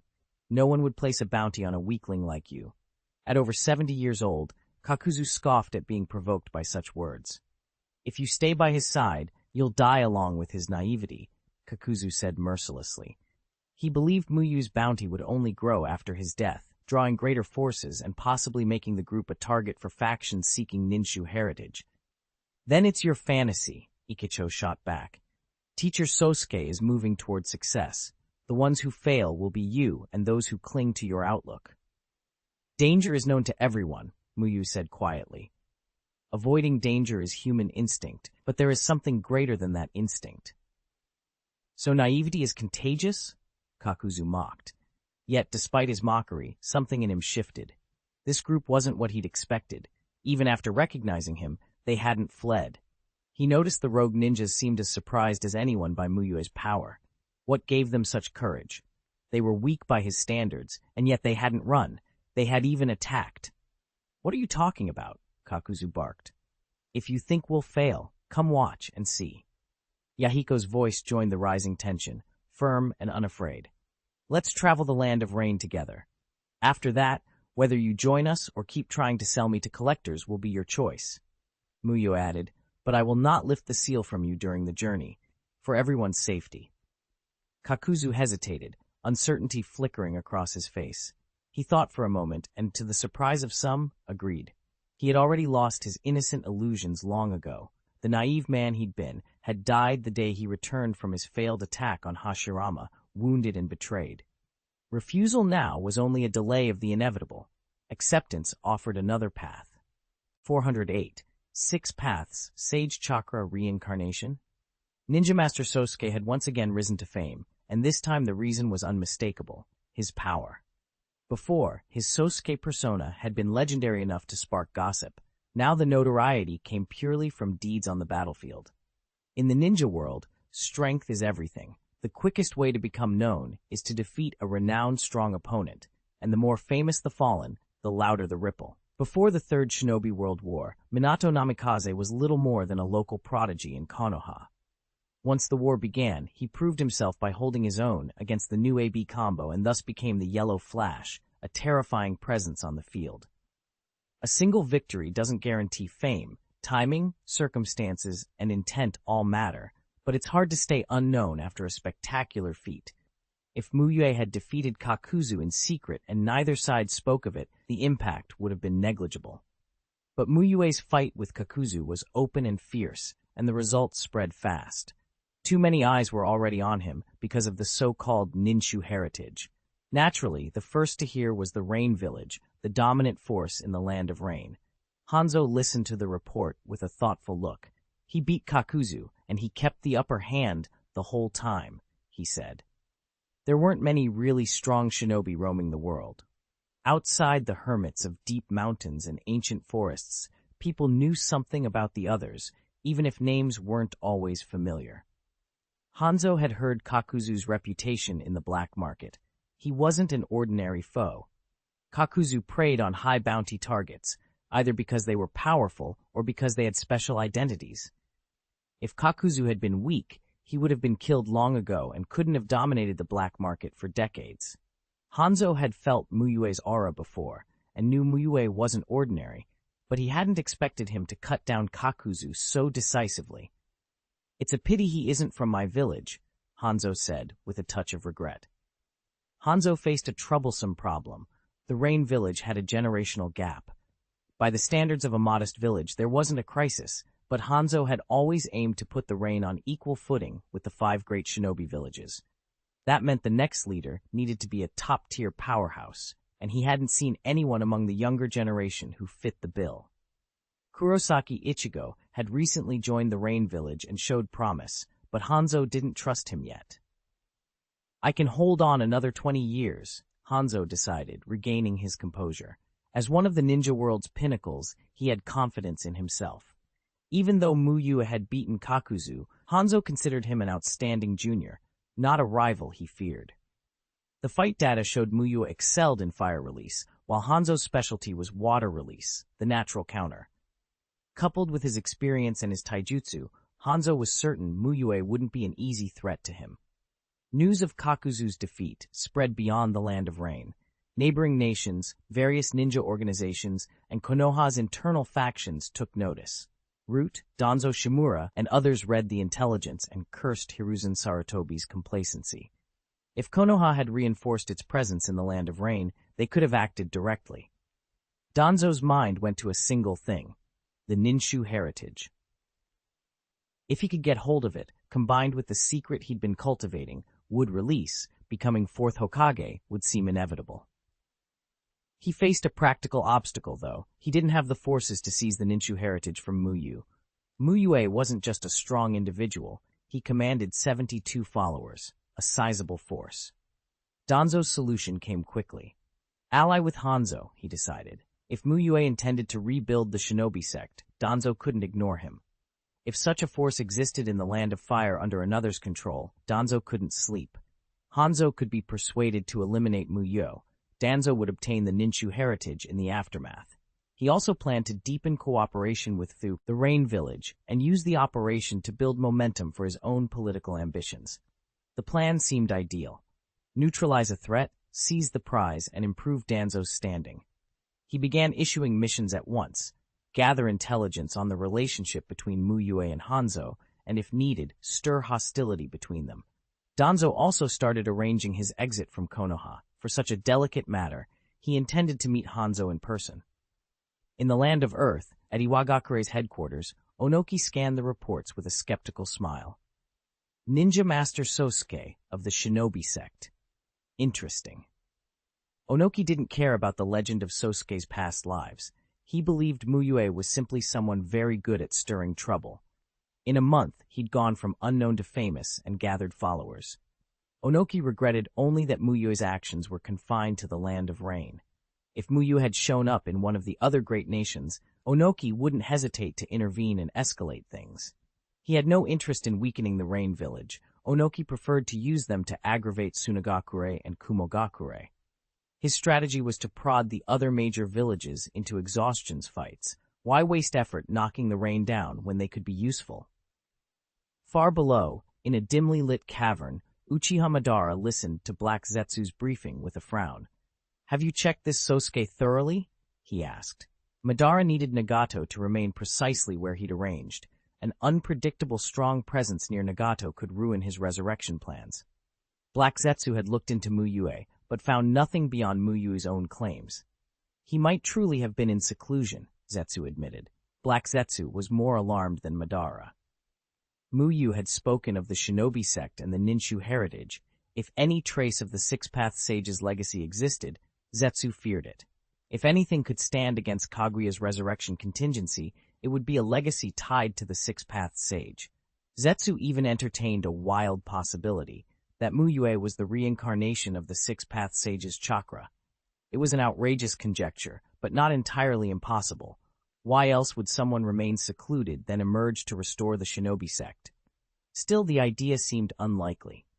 Mu Yue's methods, while powerful, remained within the seemingly normal bounds. Zetsu had White Zetsu monitor Nagato around the clock anyway. Madara weighed his options. He could go after Mu Yue himself, but his body had been worn by time, and his plan could be jeopardized by an unnecessary risk. The cost of killing Mu Yue might shorten Madara's remaining years and disrupt his resurrection designs. Better, Madara decided, to accelerate his larger plan, destabilize the world swiftly, and make sure things proceeded according to schedule. Changes were coming too fast to postpone action. On the black market, Mu Yue's bounty doubled, then doubled again, topping out at an astonishing 40 million ryo. The number was terrifying, the equivalent of funding dozens of S-rank missions in Konoha. Yet paradoxically, the massive bounty brought fewer attacks. Fortune-seeking ninjas loved money, but they valued their lives more. Hearing that Kakuzu had fallen to Mu Yue made most bounty hunters think twice. Mu Yue and his team barely altered their pace after the fight. There was only one notable change. Another person had joined them. Because Kakuzu's body was strange, Mu Yue had bought him a long robe so he wouldn't frighten ordinary people. Kakuzu didn't care what he wore, but he was puzzled by the sentiment. Why worry about ordinary people? Kakuzu grumbled. It's about respect. We're all human. No one is inherently nobler than anyone else, Mu Yue answered earnestly. Kakuzu scoffed. Easy for you to say. If people are equal, why do nobles exist? Aren't nobles superior by nature? The others watched Mu Yue curiously. The question cut to the heart of shinobi society. Clan privileges, resources, and the enormous gap between commoners and the ruling class. You're right about their advantages, Mu Yue said with a feigned smile. Nobles inherit fiefs and privileges. How is that equality? So I think the system that grants nobles automatic privilege should be abolished. Kakuzu stared, incredulous. He hadn't expected such talk. Mu Yue had been praising the shinobi sect before, but now he openly criticized its founding system. Do you know what you're saying? The daimyos are the greatest nobles, Kakuzu pressed. Daimyo heirs enjoyed wealth and power without labor. Their choices could decide thousands of lives. Mu Yue brought the conversation back around.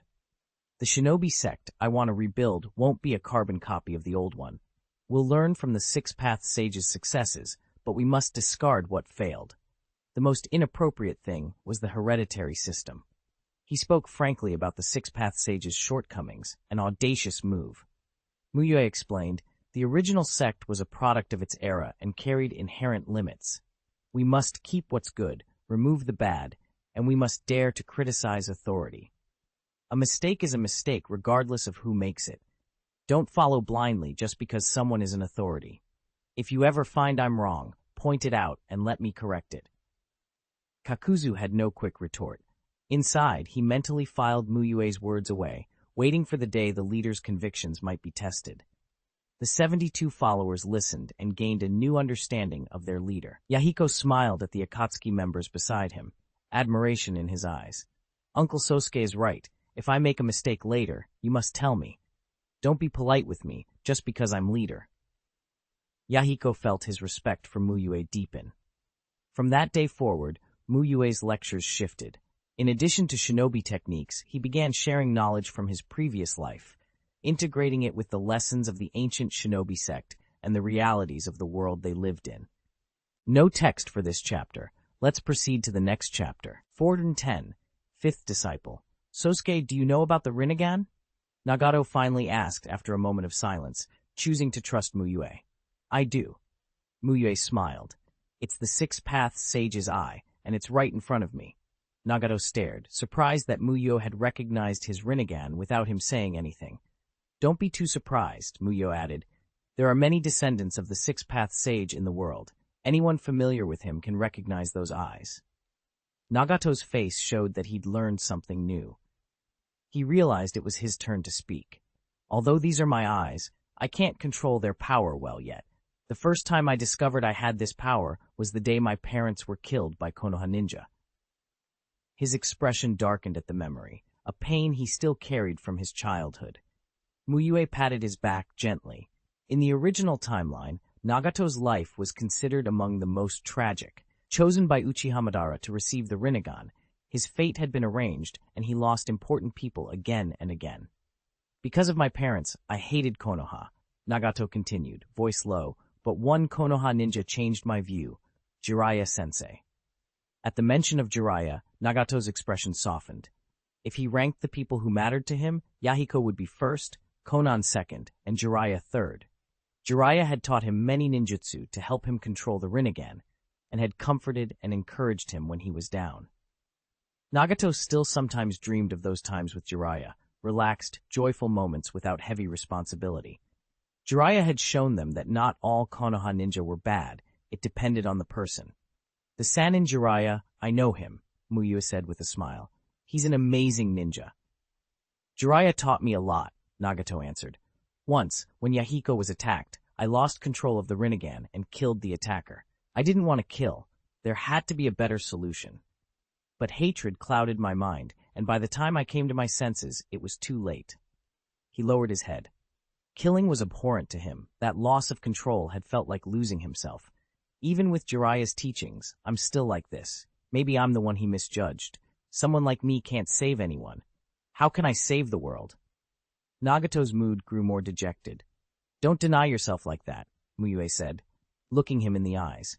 If you hadn't acted, Yahiko and the others might have been badly hurt. You protected your comrades, and since they attacked you, it was natural to defend yourself. Their deaths are not yours alone.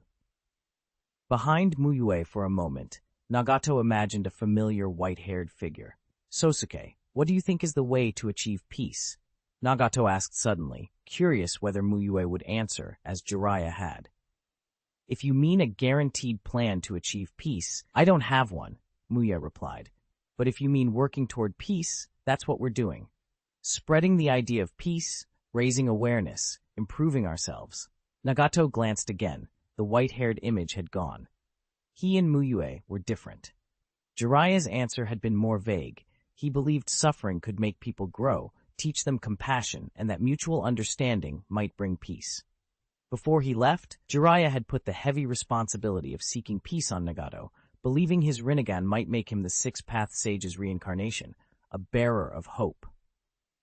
Now Nagato felt Mu Yue was closer to the sort of savior Jiraiya had envisioned, someone traveling the land, spreading peace and building a shinobi sect. Don't burden yourself so much. Even if you have the same eyes as the Six-Path Sage, you aren't him. You're Nagato, Mu Yue said earnestly. He thought Nagato was simply putting too much pressure on himself. Endurance has limits, and too much pressure leads to collapse. Nagato trembled at those words. Jiraiya had proclaimed him a reincarnation of the sage, but Mu Yue's simple reassurance, you are you, touched him more. You don't mind another teacher? Mu Yue offered with a chuckle. I can teach you me ninjutsu to help control the Rinnegan. Haven't I been learning from you already? Nagato admitted. He had always listened closely in Mu Yue's classes. Do you want to establish a master-disciple relationship with Nagato? A system pop-up asked on Mu Yue's panel. Mu Yue smiled. Of course. Next, I'll teach you some special ninjutsu. He clicked yes without hesitation. He had planned this recruitment for a long time and finally made it happen. Relationship established successfully. Current trust level 2. Disciple Nagato has unlocked Disciple Cultivation Return to Master and Disciple Return. A trust level of 2 was a good start. Mu Yue valued that trust because he had recruited Nagato for more than companionship, for chakra. Nagato's current chakra was over 600,000. Mu Yue estimated Nagato's normal growth peak would be at least 5 million. If Mu Yue could raise Nagato's trust to level 4 before his high growth period, Mu Yue wouldn't need to worry about chakra again. He had calculated that ordinary missions would never match the returns a chakra-rich disciple could generate through Disciple Cultivation Return to Master. Even gaining 50,000 chakra a year would be only 500,000 in 10 years. With a disciple like Nagato and a high trust level, the returns could reach tens of millions in a decade. That potential explained Mu Yue's eagerness. You look tired. Get some rest early, Mu Yue said kindly. It was late, not a good time for lessons. He also had to consider White Zetsu surveillance. With his sealing techniques, Mu Yue could set up a barrier that White Zetsu couldn't penetrate and teach Nagato inside it. The Rinnegan's instability also required a controlled environment to prevent any rampage. Nagato nodded. He was exhausted in every way. Hanzo's rain ninja moved quickly. They visited the villagers named by Danzo Shimura and learned 2 things. Someone had seen Yahiko and his group fighting Iwagakure ninja, and Yahiko's group had searched for the Iwagakure bodies. Those two pieces of evidence nearly confirmed that Yahiko and company had killed the Iwagakure shinobi. When asked about the shinobi sect's ideology, the answers matched what Danzo had claimed. Looking over the reports, Hanzo's face grew grim. He had once warned Mu Yue because he respected him. Now Mu Yue seemed to be repaying that trust in the worst way. Even if Mu Yue hadn't committed the acts himself, Hanzo saw him as the leader and expected him to take responsibility. Danzo seized the chance to fan the flames. This Sosuke must be plotting to control the Rain Village. He's trying to bait you into war with Iwagakure so he can benefit from the fallout. Hanzo, you're too lenient with geniuses. They lack the willpower you and I have. They'll be corrupted by power and fame, Danzo sneered. Hanzo's expression hardened. Mu Yue and the shinobi sect had crossed a line he couldn't tolerate. Danzo's smile widened as things moved in his desired direction. My subordinates covered things so Iwagakure won't find out right away. If you don't want an all-out war, you could eliminate them quickly. Give Iwagakure a plausible explanation. Thank you, Danzo, Hanzo said, appreciating the help. Danzo continued scheming. I have an easier way to handle Sosuke and his followers. Hanzo looked at him, curious. Sosuke talks about peace, doesn't he? Use that. Invite them under the pretense of borrowing their strength to maintain peace, lure them to a chosen location, and set traps. With an ambush and terrain advantage, victory is simple.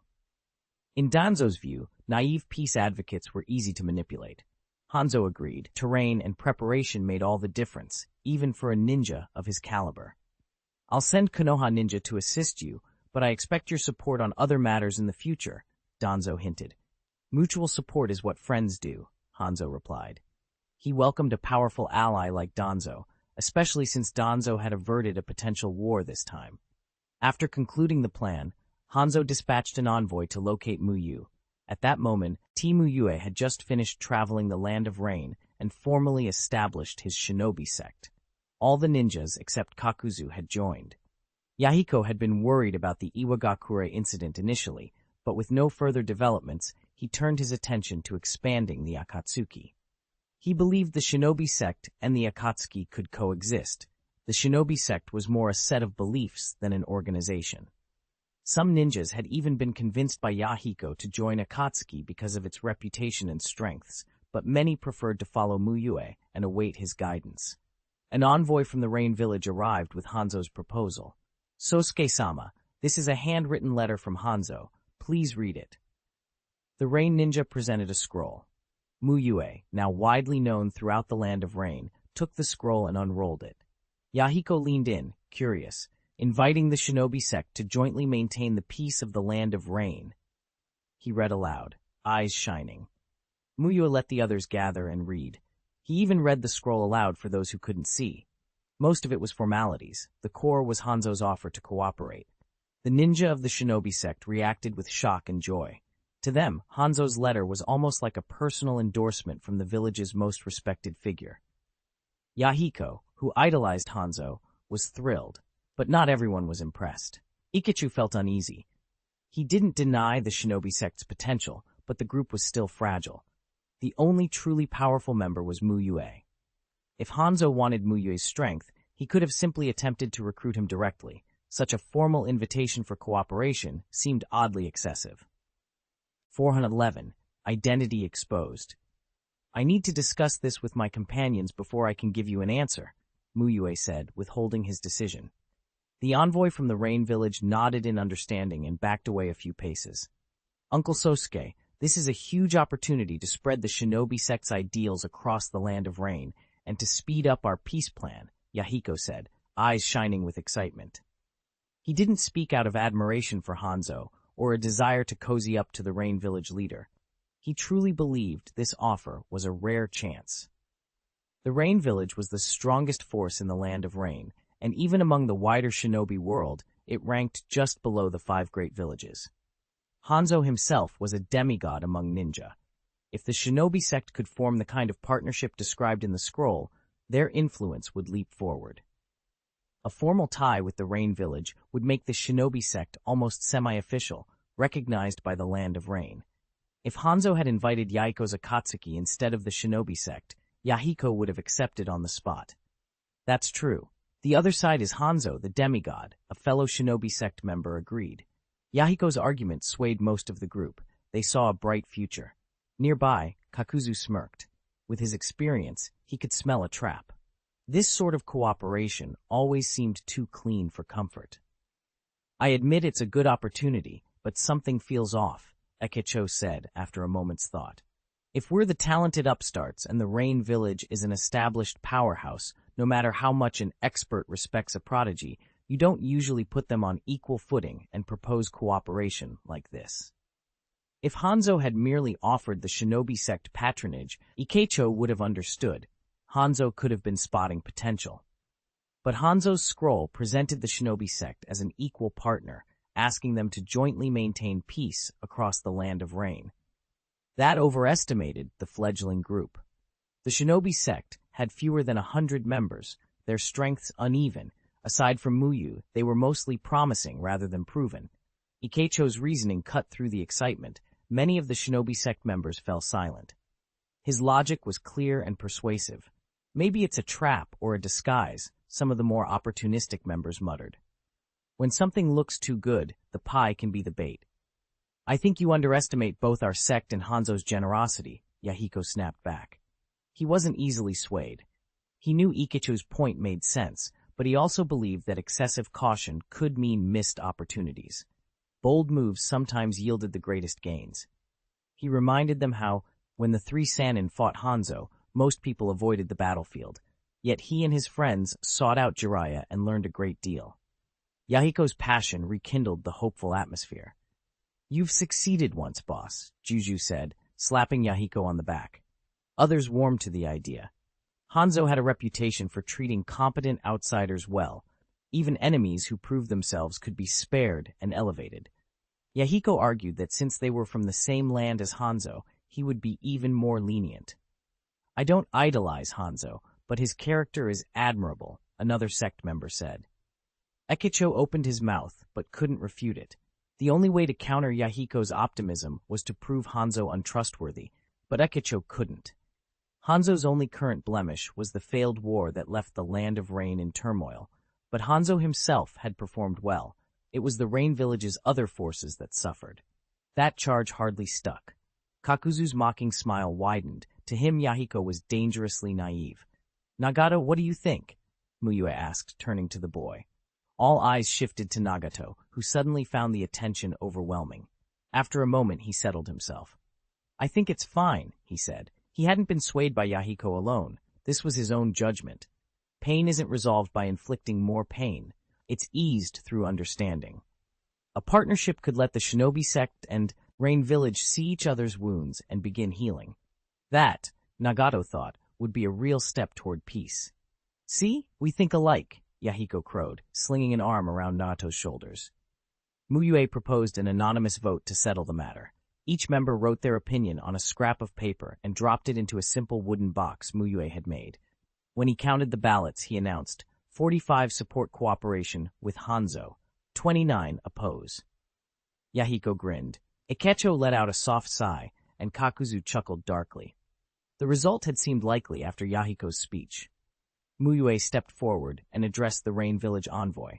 Our Shinobi sect is willing to work with the Rain Village to protect the Land of Rain. Excellent. I'll report back to Hanzo immediately, the envoy said, then hurried away. Ikecho pulled Mu Yue aside. Even with the vote, he felt uneasy. Teacher Sosuke, call me paranoid, but I still suspect a conspiracy, he whispered. Mu Yue didn't dismiss the worry. Caution isn't bad. Even if we cooperate, we must stay vigilant. Ikecho felt reassured. Mu Yue remained the sect's steady core. Kakuzu sauntered up with his usual bluntness. Can't you see this trap? I overestimated you, he said. Mu Yue merely chuckled. Kakuzu's concern had always been self-preservation. If the sect died, who would release the seal on him? Kakuzu had tried many methods to remove that sealing jutsu. All had failed, and he grudgingly acknowledged Mu Yue's skill in sealing techniques. You don't need me to undo it, Mu Yue said lightly. The seal will wear off on its own. How long? Kakuzu asked. About 15 years, Mu Yue replied with a calm smile. Kakuzu's expression darkened. 15 years was an eternity for him. He complained and prowled off to brood, but soon returned. Mu Yue had begun teaching sealing techniques today, and Kakuzu hoped to glean insight that might free him. That evening, Mu Yue called Nagato to a room full of scrolls and jutsu formulas. "This barrier is to prevent accidents," Mu Yue said briefly. Nagato scanned the room with curiosity and nodded. "Eat first. Training goes better on a full stomach." Mu Yue gestured to a steaming bowl of ramen laid out on the table. Nagato wanted to protest. He'd already had grilled fish with Yahiko and the others, but he remembered how incredible Mu Yue's ramen had tasted before. He swallowed his protest and ate. Even when he wasn't hungry, the ramen drew him in. It tasted as good as he remembered. When Nagato finished, Mu Yue collected the empty bowl and said quietly, "Actually, my name isn't Sosuke." Nagato froze and looked at him. Names were just labels, but the revelation didn't land lightly. Mu Yue unmade his disguise and revealed his true face. "My name is Hayate Mugetsu. I'm a Konoha ninja." Mu Yue had planned the confession. Trust that begins with deceit isn't the same as genuine trust. He had only masked himself to avoid bringing trouble on the Shinobi sect. Now that Nagato was proving himself, Mu Yue wanted to be honest, yet he feared the damage that revelation might do. Being lied to by a close, trusted teacher could shatter a fragile heart more than a random stranger's deception. "Why?" Nagato managed, a complicated mix of hurt and curiosity in his voice. Mu Yue met him calmly. "I have a lot to explain, and I'll answer every question. First, my actions are my own, not Konoha's. Whether I travel the land of rain or founded the Shinobi sect, I acted independently." He went on. "I came for peace. I can't promote the plan I want to pursue in Konoha. The land of fire is too powerful. If the Shinobi sect rose in the land of fire, Konoha would crush it outright. If I acted openly as a Konoha ninja here, both Konoha and the Rain Village might regard it as provocation. That's why I hid and founded the sect as Sosuke. I didn't want to deceive anyone, but revealing my true identity would have brought trouble too soon." He stopped before revealing more sensitive connections. He didn't mention the intelligence of Uchiha Madara, telling Nagato that would do more harm than good now, and might make others like Madara wary. "Please, Nagato," Mu Yue said softly, looking directly into the boy's eyes. "Keep this between us for now.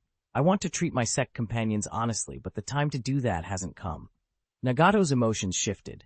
Anger that the gentle Sosuke might have been a fabrication, suspicion that his mentor had been playing a part. But Mu Yue's tone, his manner, the person beneath the name, remained unchanged. The confession, rather than breaking their bond, brought an unexpected depth of trust. Chapter 412, Hanzo's Conspiracy? Mu Yue's Suicide? Not even Yahiko and the others? Nagato asked after a moment of silence. Mu Yue could feel how much Yahiko admired him, how Yahiko had made him a model to strive toward. Not yet. The fewer who know, the better. If this leaks, it will spell disaster for the Shinobi sect, Mu Yue replied, shaking his head. Mu Yue trusted Yahiko's character, but White Zetsu's intelligence reach was too dangerous. He had to set up a barrier around his identity before revealing anything. For now, he only planned to tell one person to minimize the risk. "So why tell me?" Nagato said, looking into Mu Yue's eyes. His fingers pressed and kneaded the arm of the chair without him realizing it. Mu Yue's transformation jutsu was flawless. Nagato couldn't see any seams. He knew Mu Yue could keep the disguise completely secret. He couldn't understand why Mu Yue chose him specifically. He didn't feel especially unique, aside from possessing the Rinnegan. "As I said before," Mu Yue answered, "I did not want to interact with everyone under a false identity. It was a helpless measure forced by circumstances. There must be at least one person who knows the truth. To prevent exposure, that person must be the one I trust most inside the Shinobi sect." "I believe you, Nagato. You will keep my secret. You trusted me and told me about your own past. I think you will do the same." Nagato felt that surge of trust again, not because of the Rinnegan, but because he trusted Mu Yue, and Mu Yue trusted him. "I will do my best," Nagato promised earnestly. He could not disappoint him. Mu Yue began teaching Nagato the basic breathing technique. Nagato had already mastered 6 chakra nature transformations, none particularly outstanding. Mu Yue hadn't decided which advanced breathing technique suited him yet, so they started with the fundamentals, useful, subtle in cultivation, and possessing great potential. An information panel floated briefly in Mu Yue's mind. You taught your disciple the basic breathing technique. A disciple's extreme gratitude triggered a critical reward. 4 symbols ceiling, proficient level. Mu Yue nodded inwardly. Revealing himself earlier hadn't only prevented Nagato from suffering greater harm, it had also increased their mutual trust. A secret shared by 2 people could strengthen their bond considerably. When Mu Yue first revealed his identity, Nagato's trust dropped, but after explaining, it rose again, and teaching the technique had triggered that reward. His plan to build trust was working. Hanzo, upon learning that Mu Yue's group might cooperate, picked a geomantically suitable valley where they could be made to rest and be trapped. His plan was simple: lure them into the valley, trigger explosive tags and traps, then let his rain ninja strike from above. He now treated the Shinobi sect as an enemy and would use every means to crush it while keeping rain casualties low. This is how you deal with Shinobi who preach peace but harbor ill intent, Danzo Shimura said, pleased at Hanzo's thoroughness. He had expected Hanzo might disdain setting traps, but Hanzo's cunning impressed him. Hanzo, calm as ever, accepted the compliment with no change in expression. A knock interrupted them. Come in, Hanzo said. A rain ninja hurried in. Lord Hanzo, there are Agakure Shinobi here to see you. They look very angry. Hanzo frowned. If Iwagakure was involved now, it could be about the Shinobi sect supposedly killing Iwagakure ninja. Danzo put on an apologetic face. His cover-up hadn't been flawless. It seems my subordinates missed something, he said, obviously contriving guilt. Hanzo didn't blame him. There was no treaty between the Rain and Konoha. Danzo had no obligation to help. Still, he ordered the Iwagakure party brought in. He had meant to deal with Mu Yue first and then explain to Iwagakure, but since they'd come, he would have to act now. Soon 3 Iwagakure shinobi entered. The lead was a sturdy man in a red suit with brown jonin chainmail and a very large nose. Kitsu, Chai, son of the 3rd Tsuchikage, Onoki. Sending Kitsuchi showed Iwagakure took the incident seriously. Recently, we discovered ninja wing-wearing rain headbands killed our Iwagakure shinobi. We need an explanation, Kitsuchi demanded. Hanzo calmly told the story he had prepared. These were not official Rain villagers, but a group of Rain natives calling themselves the Shinobi sect. He explained they had been posing as pacifists while provoking conflict. He replaced the route discovery detail with patrolling Rain ninja to avoid exposing cooperation with Danzo. They are not hidden Rain village ninja, but they are Rain-born. I am saddened by this. I will kill any who try to provoke war between the Rain and Iwagakure, Hanzo declared. Kitsuchi did not accept mere words. They are brave warriors who died on Iwagakure missions. Lord Hanzo, do you think a life for a life is sufficient reparation? He sought compensation for the dead and more security. Hanzo, displeased but constrained by the Rain's weakness, agreed to provide some compensation and arranged a meeting with the Shinobi sect. He also summoned hundreds of elite Rain ninja and briefed them on the sect's wicked deeds, warning his men against being swayed by Mu Yue's public message of peace. At the brief, a Mist Village Jonin who had been sent to investigate Mu Yue frowned in disbelief. Mu Yue had impressed with strength and idealism. To hear him painted as a rebel shocked him. A Mist Villager's remark to Kurosaki Ichigo, another of Mu Yue's recruits, made it clear how seriously the issue was being treated. Mu Yue's shadow clone, listening in with a coy smile, enjoyed the irony. After the meeting, the shadow clone returned to Mu Yue's temporary residence, dispelled, and fed its memories back into the original. It turned out the hidden Rain village had valued the clone's capabilities and recruited it, giving Mu Yue a convenient inside informant. With the clone inside, he knew the valley's traps and layout as well as Hanzo did. 3 days later, the delegation sent to discuss peace set out for the valley. Mu Yue limited his party. Too many people might signal distrust. He selected 8, Nagato, Yahiko, Konan, Kakuzu, Ikecho, Kuroda, and a few others. Competent, self-preserving fighters. Why do I have to go? I'm not even a Shinobi sect ninja, Kakuzu muttered, reluctant to be dragged into trouble. Mu Yue gave him a faint smile. If you want to come, come. If not, don't. Kakuzu grudgingly followed. He didn't trust Hanzo, but he wouldn't leave Mu Yue exposed.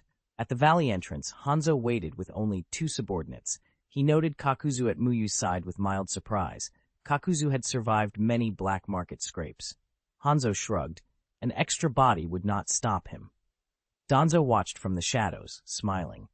He had sacrificed a group of root elite in his machinations and revised his plan when Nagato had proven unexpectedly strong.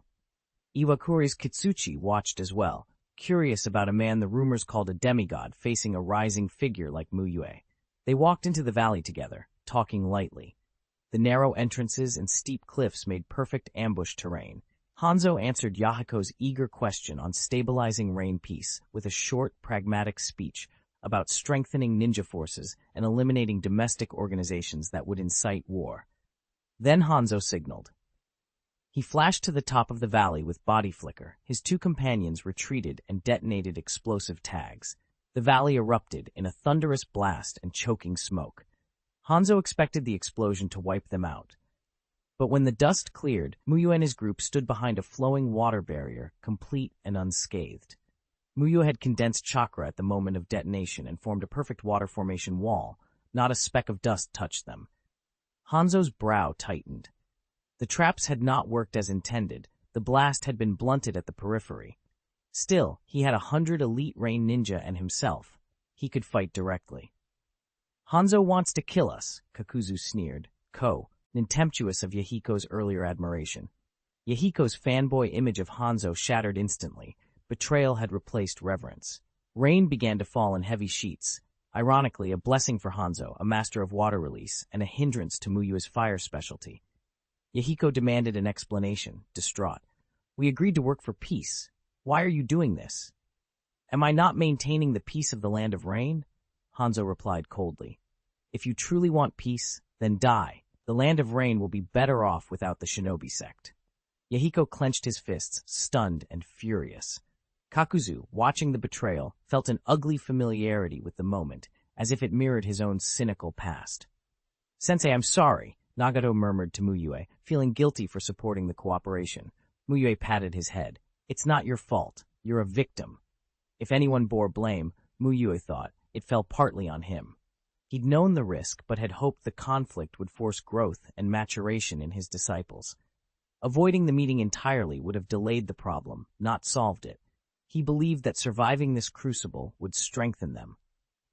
Hanzo threw a kunai into the ground before Mu Yue. Sosuke, you are the founder and leader of the Shinobi sect. If you commit suicide now, I may spare the others. It was a thinly veiled demand. If Mu Yue died, Hanzo could claim the threat to peace was removed and cut his own losses. Yahiko, eyes blazing, grabbed a kunai. You can't! Let's fight! You're not qualified, Hanzo said flatly. Only Sosuke, as the leader, is qualified. Everyone else in Hanzo's eyes were expendable. Yahiko volunteered to die for his teacher. I will if it saves others, he said, voice trembling with resolve. No, Mu Yue said, you are not the one. Kakuzu mocked Mu Yue inwardly. If Mu Yue were as clever as he seemed, he would not fall for such a demand. Ikecho pleaded with Mu Yue not to act rashly. Kitsuchi, watching from the side, wondered how anyone could hope to escape. If he killed himself, Hanzo would not be merciful to the others. If he did not, they were all likely dead in a fair fight. The valley waited, rain pattering on cliff faces, the ambush ready. Mu Yue's mind raced as Hanzo and his 100 elite looked down, waiting for his answer. Chapter 413, The Strongest Fire Escape Ninja in the Ninja World. Everyone on the field was watching Mu Yue. The Rain Ninja, led by Hanzo, silently hoped Mu Yue would obey and kill himself, saving them a lot of trouble. Mu Yue's own ninja sect, by contrast, prayed he wouldn't, whatever his reason. The Iwagakure contingent under Kitsuchi felt only curiosity about which choice he would make. Danzo Shimura could not have cared less which way Mu Yue went. He only wanted rivers of blood, ideally heavy losses for both the ninja sect and the Land of Rain. A rain that grew too strong would be bad for Konoha. Hanzo, don't play games now. It only makes people despise you, Mu Yue said. Snatching the kunai, Hanzo had shot at Yahiko and suffusing it with fire-release chakra. Flames licked the metal despite the rain. He aimed and threw the blazing kunai straight at Hanzo. Mu Yue's action spoke for him. He would not throw himself away. If Shisui or Obito had stood in Nagato's place, Mu Yue might have been tempted to feign death. Such an act might provoke a Sharingan user to activate their Manjikyo and erupt in power. Nagato, however, already had the Rinnegan. He needed its power to be unearthed rather than stimulated in that crude way. So Mu Yue chose to fight. "Sosuke, you've made a mistake," Hanzo said coldly. He gathered chakra and threw a kunai, intercepting Mu Yue's flaming blade. The two exploded midair. Tension snapped across the valley like a drawn wire, and an acrid smoke hung in the rain. Kitsuchi's pulse quickened. This was about to turn into a real fight. He had secretly wanted a man-to-man duel between Hanzo and Mu Yue, but hadn't expected Hanzo to squander the rain's numerical advantage in such a petty fashion. "Attack!" Hanzo didn't move himself, but he ordered 100 elite rain ninja forward. They freed chakra into their hands and launched a rain of black kunai. From the mountainside above, they could throw dense volleys down into the valley. This spot had been chosen precisely for that reason. The kunai came like a black net. Mu Yue and the others were surrounded. Mu Yue gathered chakra and transformed it into wind release. At the instant his hands clapped, he released it. Wind release, violent wind palm. A gale burst outward from Mu Yue and his companions, scattering the incoming kunai and whipping rainwater and foliage into chaos. Violent wind palm was a simple C-rank technique, but Mu Yue's mastery-level wind release nature, over 7,000 proficiency, made it devastating, enough to neutralize the shuriken barrage. Nagato looked at Mu Yue's hands and then at him, astonished. He knew the technique himself, but he could not have produced the same effect. He remembered, too, the water formation wall Mu Yue had used at the beginning of the meeting, also beyond ordinary. Mu Yue seemed to be able to defend against attacks in ways others could not. Hanzo expected Mu Yue to block the attacks. What he had not anticipated was that Mu Yue could do it with such a mundane jutsu. That did not unnerve him. Hanzo's plan was endurance. Chakra was finite. The more Mu Yue spent defending his companions, the less he would have for the decisive moment. Black kunai rose again, slicing through rain. Mu Yue simply used violent wind palm to keep deflecting them. "Sosuke, no contingency? You really didn't expect this, did you?" Kakuzu taunted, but the sarcasm was a warning. Hanzo's tactic was clear: make Mu Yue waste himself. Before Kakuzu could continue, Mu Yue's palm struck Kakuzu's chest in a blur, releasing the sealing technique that had bound him. Mu Yue did not trust Kakuzu completely, but Kakuzu now had only one heart and bore Mu Yue's flying thunder godmark. If Kakuzu tried anything, Mu Yue could throw him away in an instant. Kakuzu, freed, felt pleasantly liberated and nearly asked Mu Yue to restore the rest of him, until Mu Yue spoke first. "You freed me so easily. Aren't you worried I'll ransom your corpse?" Kakuzu said, clenching his fists. "Your bounty must have doubled, maybe 30 million ryo." Nagato eyed Kakuzu, warily, ready to strike if he moved. "If you still think that, I'll correct my mistake myself," Mu Yue said with a faint smile. In this world, Mu Yue didn't rely on luck or others. He relied on his own strength. Kakuzu could not threaten him, and neither could Hanzo. The worst outcome would be Mu Yue taking everyone and running. Kakuzu, practical and self-preserving, had no intent to betray him now. He would help if it kept him safe. "Guard every direction. Protect yourselves." After deflecting a fourth wave of kunai, Mu Yue suddenly launched forward. He gathered chakra at his feet and flashed through the rain toward Hanzo. The rain ninja tried to stop him with ninjutsu, but Mu Yue thwarted them all. Hanzo watched him come with the coolness of a veteran. He had no intention of throwing himself into a reckless brawl. He preferred to win cleanly and surely. But he hadn't reckoned on Mu Yue's recent displays. "You disappoint me. Maybe I should have finished you back then," Hanzo said as Mu Yue closed. "But you didn't," Mu Yue replied. They spoke like old rivals, sizing each other up. Then Hanzo leapt and formed seals. The ground around Mu Yue erupted with buried explosive tags. Hanzo had planted them where Mu Yue would charge. A furious blaze swallowed the valley. Kitsuchi's admiration threaded through his regret. Hanzo's plan had been clever. Wear Mu Yue down, bait him into the trap. He'd chosen the battlefield for this moment. "Impossible to block at this range unless you mastered extreme earth release hardening," Kitsuchi muttered, watching the inferno. But as smoke and steam churned in the wind, Mu Yue emerged completely unscathed. At the exact moment of the explosions, Mu Yue had used perfect-grade armament haki to defend himself. Even twice the explosive tags would not have broken him. Hanzo's expression flickered from confidence to bewilderment. He saw no defensive jutsu residues around Mu Yue and could not account for the man's immunity. Extreme earth release hardening? Hanzo wondered. He knew chakra natures, earth hardened the body. Perhaps Mu Yue used some ultimate hardening. Still, Hanzo had more tricks left. Mu Yue seized Hanzo's moment of shock and struck. He'd used rock-breathing full concentration to enter the transparent world state, and then lunged with a punch. Hanzo, confident in his own taijutsu, took the blow, then flew backward like a kite with a snapped string and slammed into the earth. The Rain Ninja cried out. Hanzo had always been their greatest. Many had doubted a rumor that Ninja Master Sasuke rivaled Hanzo. Now their strongest had been knocked flat. Hanzo barely had time to form a water instant body seal and slip away, rolling to increase distance. He'd underestimated Mu Yue's taijutsu, and he would not trade blows with him again. He'd trained for a lifetime. He refused to be stubborn now. Mu Yue dodged the pursuing Rain Ninja and switched stances. He changed his breathing technique to flame breathing, pushed into flame-breathing chakra mode, and fed his body with that burning rhythm. He gathered a massive pool of chakra in his throat and spat scorching flame. Fire release, fire dragon dance. Rain dampened the air, but Mu Yue's fire was a furnace. Steam rose from the sodden ground as the flames cut through water.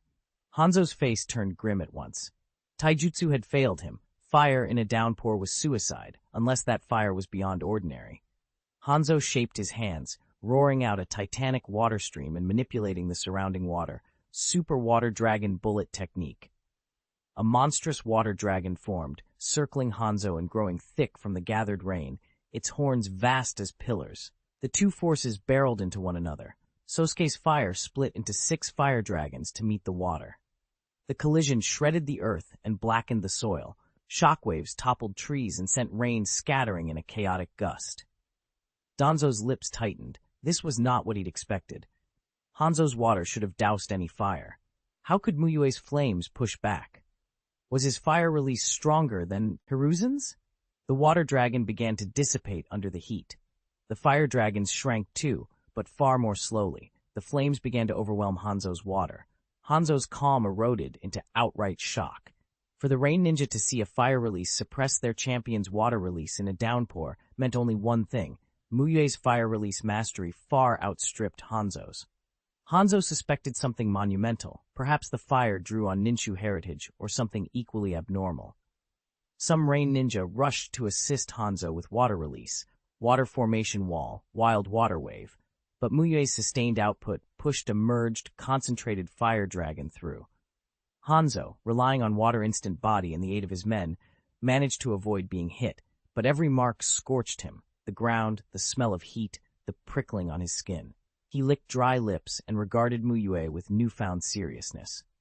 In a one-on-one fight where Mu Yue could sustain this kind of output, Hanzo might not have been able to evade forever.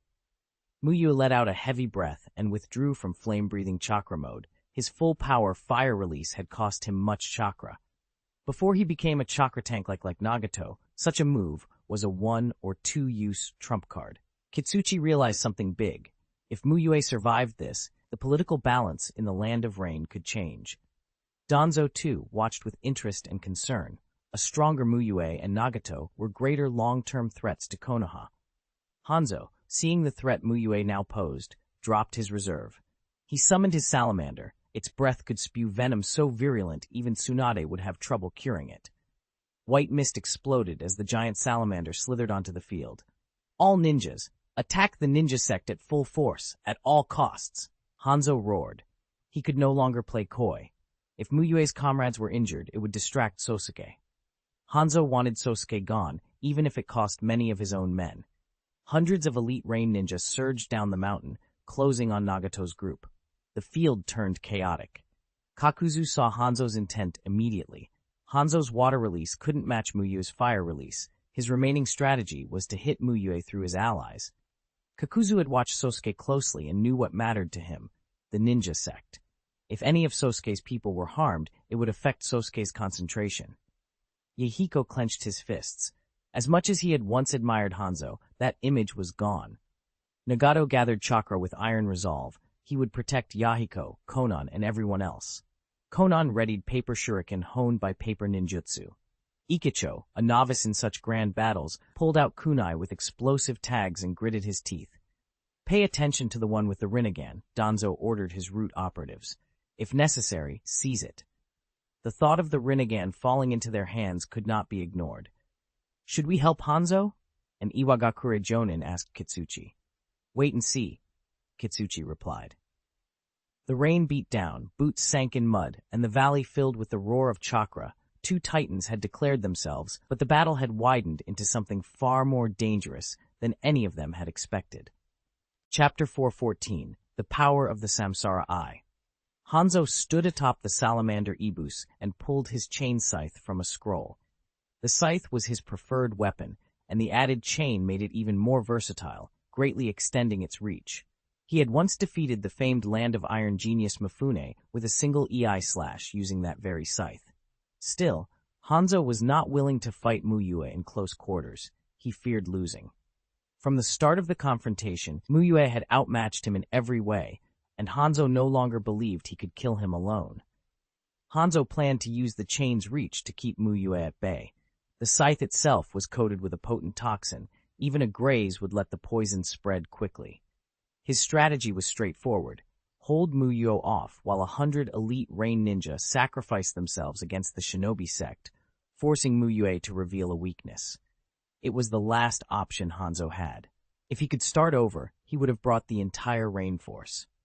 Unless one opponent was as strong as ninja god Senju Hashirama, a human wave tactic would overwhelm them. A single water release couldn't beat Mu Yue's fire release, but hundreds, thousands of water users could. And chakra and stamina were finite.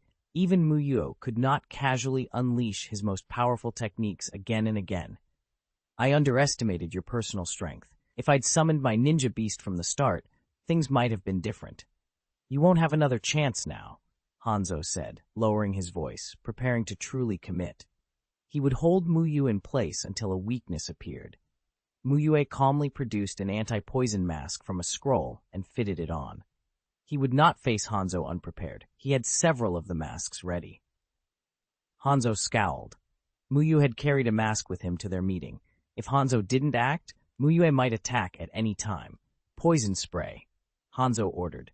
The salamander opened its wide mouth and expelled a thick purple miasma of lethal poison toward Mu Yue. At the same time, Hanzo's real body launched 3 kunai with explosive tags. Mu Yue, already using Transparent World, detected Hanzo's moves and flung a shuriken to intercept the explosives. The poison mist had no perfect counter, but wearing the anti-poison mask bought Mu Yue time. A good ninja beast indeed amplified a user's strength, though Mu Yue's Kurohane was better used for transport than for battle in this clash. Hanzo played it safe. Every time Mu Yue attacked, he vanished with water instant body, returning to bombard Mu Yue with poison gas and tools whenever he could. He could not allow Mu Yue to ignore him. Otherwise, Hanzo would rush the Shinobi sect with his scythe and slaughter them. The encounter between Mu Yue and Hanzo became a drawn-out cat-and-mouse fight. Mu Yue still held an advantage, but the salamander's poison limited him and slowed the pace. Hanzo had never fought so desperately in his life, but he had no alternative. He could not win in a straight duel. On Nagato's side, the fighting grew ferocious. At Hanzo's command, the 100 Rain Ninja poured everything into the assault, hurling tools and unleashing jutsu against Nagato and his companions. 8 against 100, on average, about a dozen attackers per Shinobi sect member, and these weren't weaklings, they were elites. Aside from Kakuzu, Yahiko, Nagato, and Konan, many of the Shinobi sect might not beat a single Rain elite one-on-one. Kakuzu killed a charging Rain ninja with a tentacle punch, but was quickly swarmed by others. The numbers meant even Kakuzu took injuries, though Earth Grudge Fear allowed him to quickly seize hearts and regain strength. He couldn't return to full power instantly, but he carried much of the burden, holding back half the attackers. The rest still pressed hard on Nagato and the others. Kuroda and Ikicho were already badly hurt. Water release, wild water wave, Yahiko cried, launching ninjutsu to aid Kuroda, then kicking away a rain ninja attempting to sneak up on him. Every member of the Shinobi sect fought desperately. Kakuzu and Yahiko resist, with everything they had, while Nagato formed seals constantly. unleashing jutsu from his hands and mouth as the team's primary damage dealer. Konan used her paper techniques to relieve pressure, and the others guarded against sneak attacks. Faced with life-or-death danger, they coordinated with stark clarity. No one interfered with another's role. How horrifying. Naivety can spread, Kakuzu murmured, watching the shinobi he'd only known for months stand shoulder to shoulder. Even the timid Akacho fought desperately. Kakuzu had expected flight, not steadfastness. If Kakuzu hadn't recovered and stalled half the attackers, there might have already been casualties. He sighed, thinking of the village officials back home. Those profit-driven leaders would have abandoned the weak without hesitation.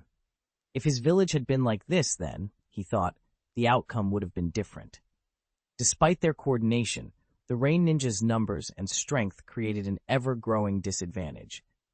Nagato was anxious. He had many jutsu, but none rivaled Mu Yue's fire dragon dance. Seeing the pressure on Nagato's side, Mu Yue deliberately shifted his fight with Hanzo closer to the valley where Nagato and his friends were pinned. Hanzo, quick to catch the tactic, feigned ignorance, letting Mu Yue approach the valley of his choosing. This was the opportunity he'd been waiting for. Yahiko already struggled under the pressure. He couldn't match Kakuzu's strength and lacked Earth Grudge fear. When Nagato rushed to help Yahiko, he could not spam suppression jutsu, and soon Nagato himself was being harried by Rain Ninja.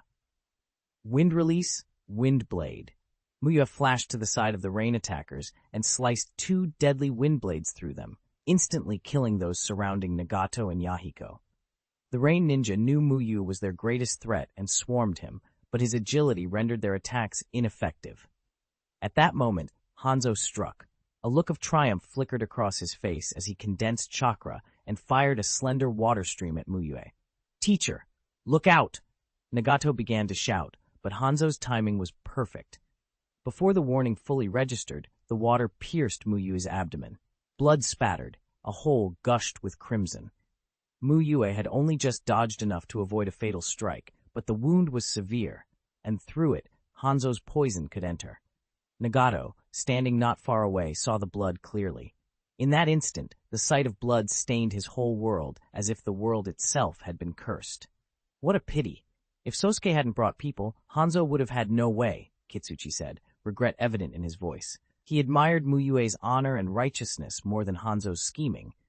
Hanzo's sneak attack erased Mu Yue's advantages and gave Hanzo a huge upper hand. The injury would hamper Mu Yue, and the poison could do more damage still. Kitsuchi would not help. After all, the Shinobi sect was suspected of killing Iwagakure Shinobi.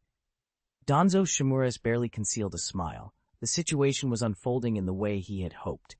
Even if Mu Yue were injured, defeating him would still drain Hanzo, and Danzo planned to move his operatives in as Rain Ninja later to seize the prize, the Rinnegan. Uncle Sosuke. Yahiko, panicked, pulled bandages from his pouch and rushed to help Mu Yue. Before he could reach him, more attacks came from Hanzo and the Rain Ninja. Nagato felt despair swell. The peace he dreamed of seemed wrong. People simply could not understand each other. The Shinobi sect had done nothing to the Rain village, yet Hanzo had lured them into a trap. Sosuke, who was stronger than Hanzo, had been injured protecting them. Was it normal that the righteous are deceived and the upright harmed by the vile? Must everyone suffer the same pain to understand? Nagato clenched his fists, thoughts darkening under mounting despair. He replayed his life in failure. If he had controlled the Rinnegan, could he have prevented Konoha from killing his parents? Killing those from Konoha hadn't brought solace. His parents were gone regardless. If he could have controlled his power, he wouldn't have let the Rinnegan lash out blindly and kill people he didn't mean to. He couldn't even do small, everyday things well. His speeches were not as stirring as Yahiko's. His cooking was poor. He struggled to express emotion. Even someone like me wants to protect Yahiko, wants to protect Sosuke. Nagato tightened his fists until his nails bit his skin. The chakra within him surged with his emotions, and a terrifying aura rose. Kakuzu turned and saw Nagato's shocked expression. He hadn't known there was another ninja of such caliber in the Shinobi sect besides Sosuke. Hanzo sensed the shift too and ceased his attack, vanishing with water instant body. Shinra Tensei, The Rinnegan in Nagato's eyes trembled and unleashed a massive repulsive force that blasted away incoming jutsu and weapons. The force slammed some close range ninja into the rock face and pinned them there. I didn't expect another ninja of this level in the sect besides Sosuke, Hanzo muttered, frowning. The strength across from him exceeded his expectations. Almighty pull! Nagato thrust out his hand. Rain ninja nearby realized in horror as their bodies shot forward uncontrollably. Fire release, Phoenix Sage fire technique. Sosuke seized the moment and spat torrents of fireballs, incinerating those pulled into range. The sudden turn stunned everyone on the field. Is this the power of the Rinnegan? Danzo's eyes glittered with greed, but he did not act. He desired the Rinnegan, but the situation had already strained Hanzo's control. He had lost some root elites to provoke this conflict, and the cost weighed on him. There are real masters here, Kitsuchi admitted, shaken. Hanzo had brought 100 rain elites, set traps, and used terrain advantage, yet they had failed to fell 9 members of the Shinobi sect. Nagato's outburst had cleared a swath of attackers. Sosuke finished more off. Counting those Kakuzu had already killed, only some 20-something rain ninja remained able to fight. Hanzo, seeing the toll and the display of power, began to reconsider. If he could not defeat Sosuke, at least his element and the salamander's poison would make victory expensive. In the village, more rain ninja could reinforce him. The Shinobi sect had skilled warriors, but very few. Hanzo muttered to himself, "For the land of rain and the rain village, I cannot die." With that, he gave the order. Plan cancelled, retreat. He glanced once at Sosuke's dazzling fire dragon and, reluctant, turned into a puddle of water and vanished. The rain ninja under his command retreated in short order. After today, no matter the respect they'd held for Hanzo, they would have to admit the strongest in the land of rain had changed. Sosuke now held that place. Hanzo had not been stronger. Sosuke was simply stronger. Danzo stared at the blazing fires, apprehension souring his face. Hanzo's operation had achieved nothing. Not a single member of the Shinobi sect died. Sosuke was only wounded, and the Rinnegan user remained unscathed. His root elites had fallen for nothing. Still, Danzo thought the mission had been useful. He had learned the Shinobi sect's strength, the existence of the Rinnegan, and that their leader's fire release might be among the most powerful in the ninja world. A failed operation would not deter him. He would find another way. "You all stay and wait for an opportunity," Danzo ordered before leaving. He would not risk himself here. The Rinnegan was powerful, but Danzo valued his life. Konoha needed him. "The land of rain is changing," Kitsuchi said, looking one last time at the fire dragon. He and his subordinates departed to report to Iwagakure. Even discounting the other Shinobi sect members, Sosuke, Kakuzu, and Nagato together were a force to be reckoned with. Kitsuchi knew the strength he'd brought wasn't enough to handle Sosuke directly. Either his father or a Jinchuriki might be required. After the dust settled, Nagato, weak but alert, asked about Sosuke's condition. "Just in or injury," Sosuke answered with a gentle smile. Had he wanted, he could have avoided being hurt at all. Sometimes he thought, suffering a wound was the better choice. 415. Nagato explodes gold coins. Disciple Nagato's trust level has increased. Current trust level 3. As Mu Yue expected, the trust level rose. His earlier confession of identity had already nudged trust upward, and risking his life to protect Nagato made the increase inevitable. If he'd spent 2 years with Nagato instead of 2 months, Mu Yue thought he might have reached trust level 4 in one go. Time had been too short, but he was satisfied. He had completed his disciple recruitment plan and done what he could for the ninja world, founding the Shinobi sect in the Land of Rain to spread an ideology of peace. If the Shinobi sect continued to grow at this pace, it could change the chaos in the Land of Rain, even if it couldn't bring about world peace. "Let me heal you all first." Mu Yue split off a shadow clone to heal the ninja sect, and then used the mystical palm technique on himself. Seeing Mu Yue was all right, Nagato, who had been on edge, finally relaxed, breathing heavily and pale. His berserk state had given him courage, but at great cost to his chakra and energy. The others from the Shinobi sect collapsed to the ground in relief as well. The life-or-death fight had been short but brutally exhausting. "We actually won."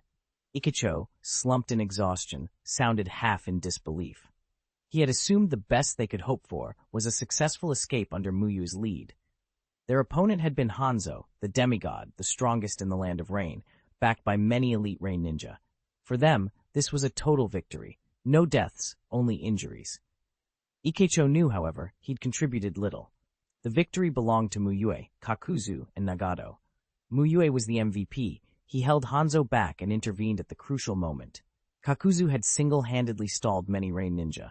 Without him, the weaker Shinobi sect members would have crumbled under the pressure. Nagato, after his outburst, finished off many enemies, the final push that broke Hanzo's force.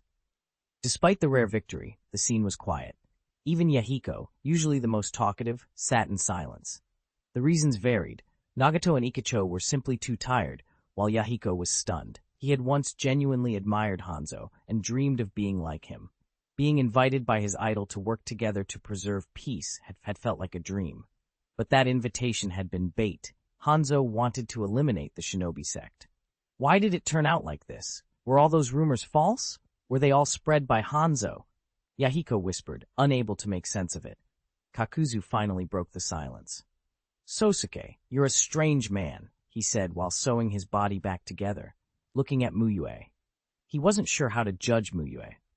If Mu Yue was naive, then he deliberately walked into Hanzo's trap to let the Shinobi sect witness reality's cruelty. No one naive would do that, since a tiny mistake could have cost lives. But if Mu Yue wasn't naive, his ideals seemed hopelessly idealistic to Kakuzu. The more he observed, the more puzzled he became. Still, Kakuzu couldn't deny Mu Yue's power. He was deeply strong in a way that baffled the veteran. Strange, huh? That isn't the worst description, Mu Yue said with an easy smile. He'd expected harsher words from Kakuzu. The veteran's face darkened. He respected strength, after all. You're crying after a win. One would think we lost comrades, Kakuzu snapped at Yahiko. Yahiko tried to speak, but fell silent. He felt responsible for leading the Shinobi sect into Hanzo's trap and accepted the blame. Do you think this is all your fault? Don't make yourself so important, Kakuzu continued, seeing through Yahiko's thoughts. Konan moved to defend Yahiko, but Kakuzu didn't care about gender or age. He lectured the whole group instead. Setbacks aren't the problem. Losing heart because of them is. Learn from this and grow stronger, Mu Yue said, cutting through the argument. Kakuzu had to admit Mu Yue phrased it well. He understood the reasoning, but couldn't state it so eloquently himself. You didn't kill me, and I saved your people. Our debts are settled, Kakuzu said after a pause. You helped a lot. Thank you, Mu Yue nodded. No need to thank me. If you're really grateful, give me money, Kakuzu said matter-of-factly. I can't do that. The money I have is for a meal after the meeting, but I'll invite you to eat, Mu Yue refused. Eat? Eat, Kakuzu agreed at once. He intended to make sure Mu Yue treated him to a big meal. Kakuzu assumed Mu Yue had no money. Powerful as he was, Mu Yue didn't take missions or steal, so he likely had nothing. Before leaving, Mu Yue picked up the kunai Hanzo had thrown at him, the one meant to force him to commit suicide. It had been damaged by the explosion. Mu Yue handed the worn kunai to Yahiko. If you can't let it go, learn more from this, Mu Yue advised. Yahiko nodded solemnly and carefully put away the kunai. Today's events would be hard to forget. After such a major incident, Mu Yue insisted they first return to the Shinobi sect stronghold to expose Hanzo's actions and to protect those who hadn't attended the meeting from possible assassination.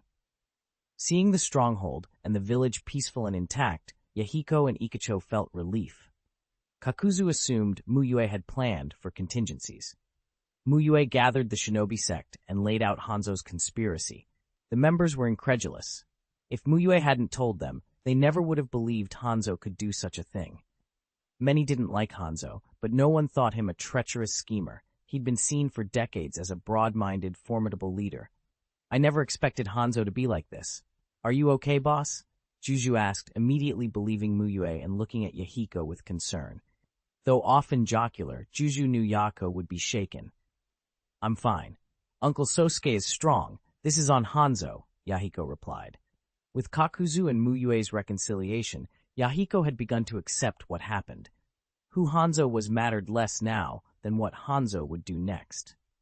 When Mu Yue finished recounting the full meeting, many in the Shinobi sect showed visible shock. It wasn't that they were easily surprised. It was that Mu Yue's actions shattered a long-held worldview. Hanzo was the strongest in the Land of Rain. Mu Yue's ability to repel him with fire release altered that image. Knowing the impact of the revelation, Mu Yue gave the sect time to process it and didn't assign any immediate tasks. After a brief rest, Nagato asked Mu Yue to instruct him in fire release. The battle had shown Nagato that, despite his skill in various ninjutsu, he still had much to learn, both in basics and in powerful techniques. While answering Nagato's questions, Mu Yue taught him a fire release technique. You taught your disciple Fire Dragon Flame Bullet. Due to your disciple's immense gratitude, you received a great critical reward, Lightning Release Chakra Nature Transformation, Mastery Level.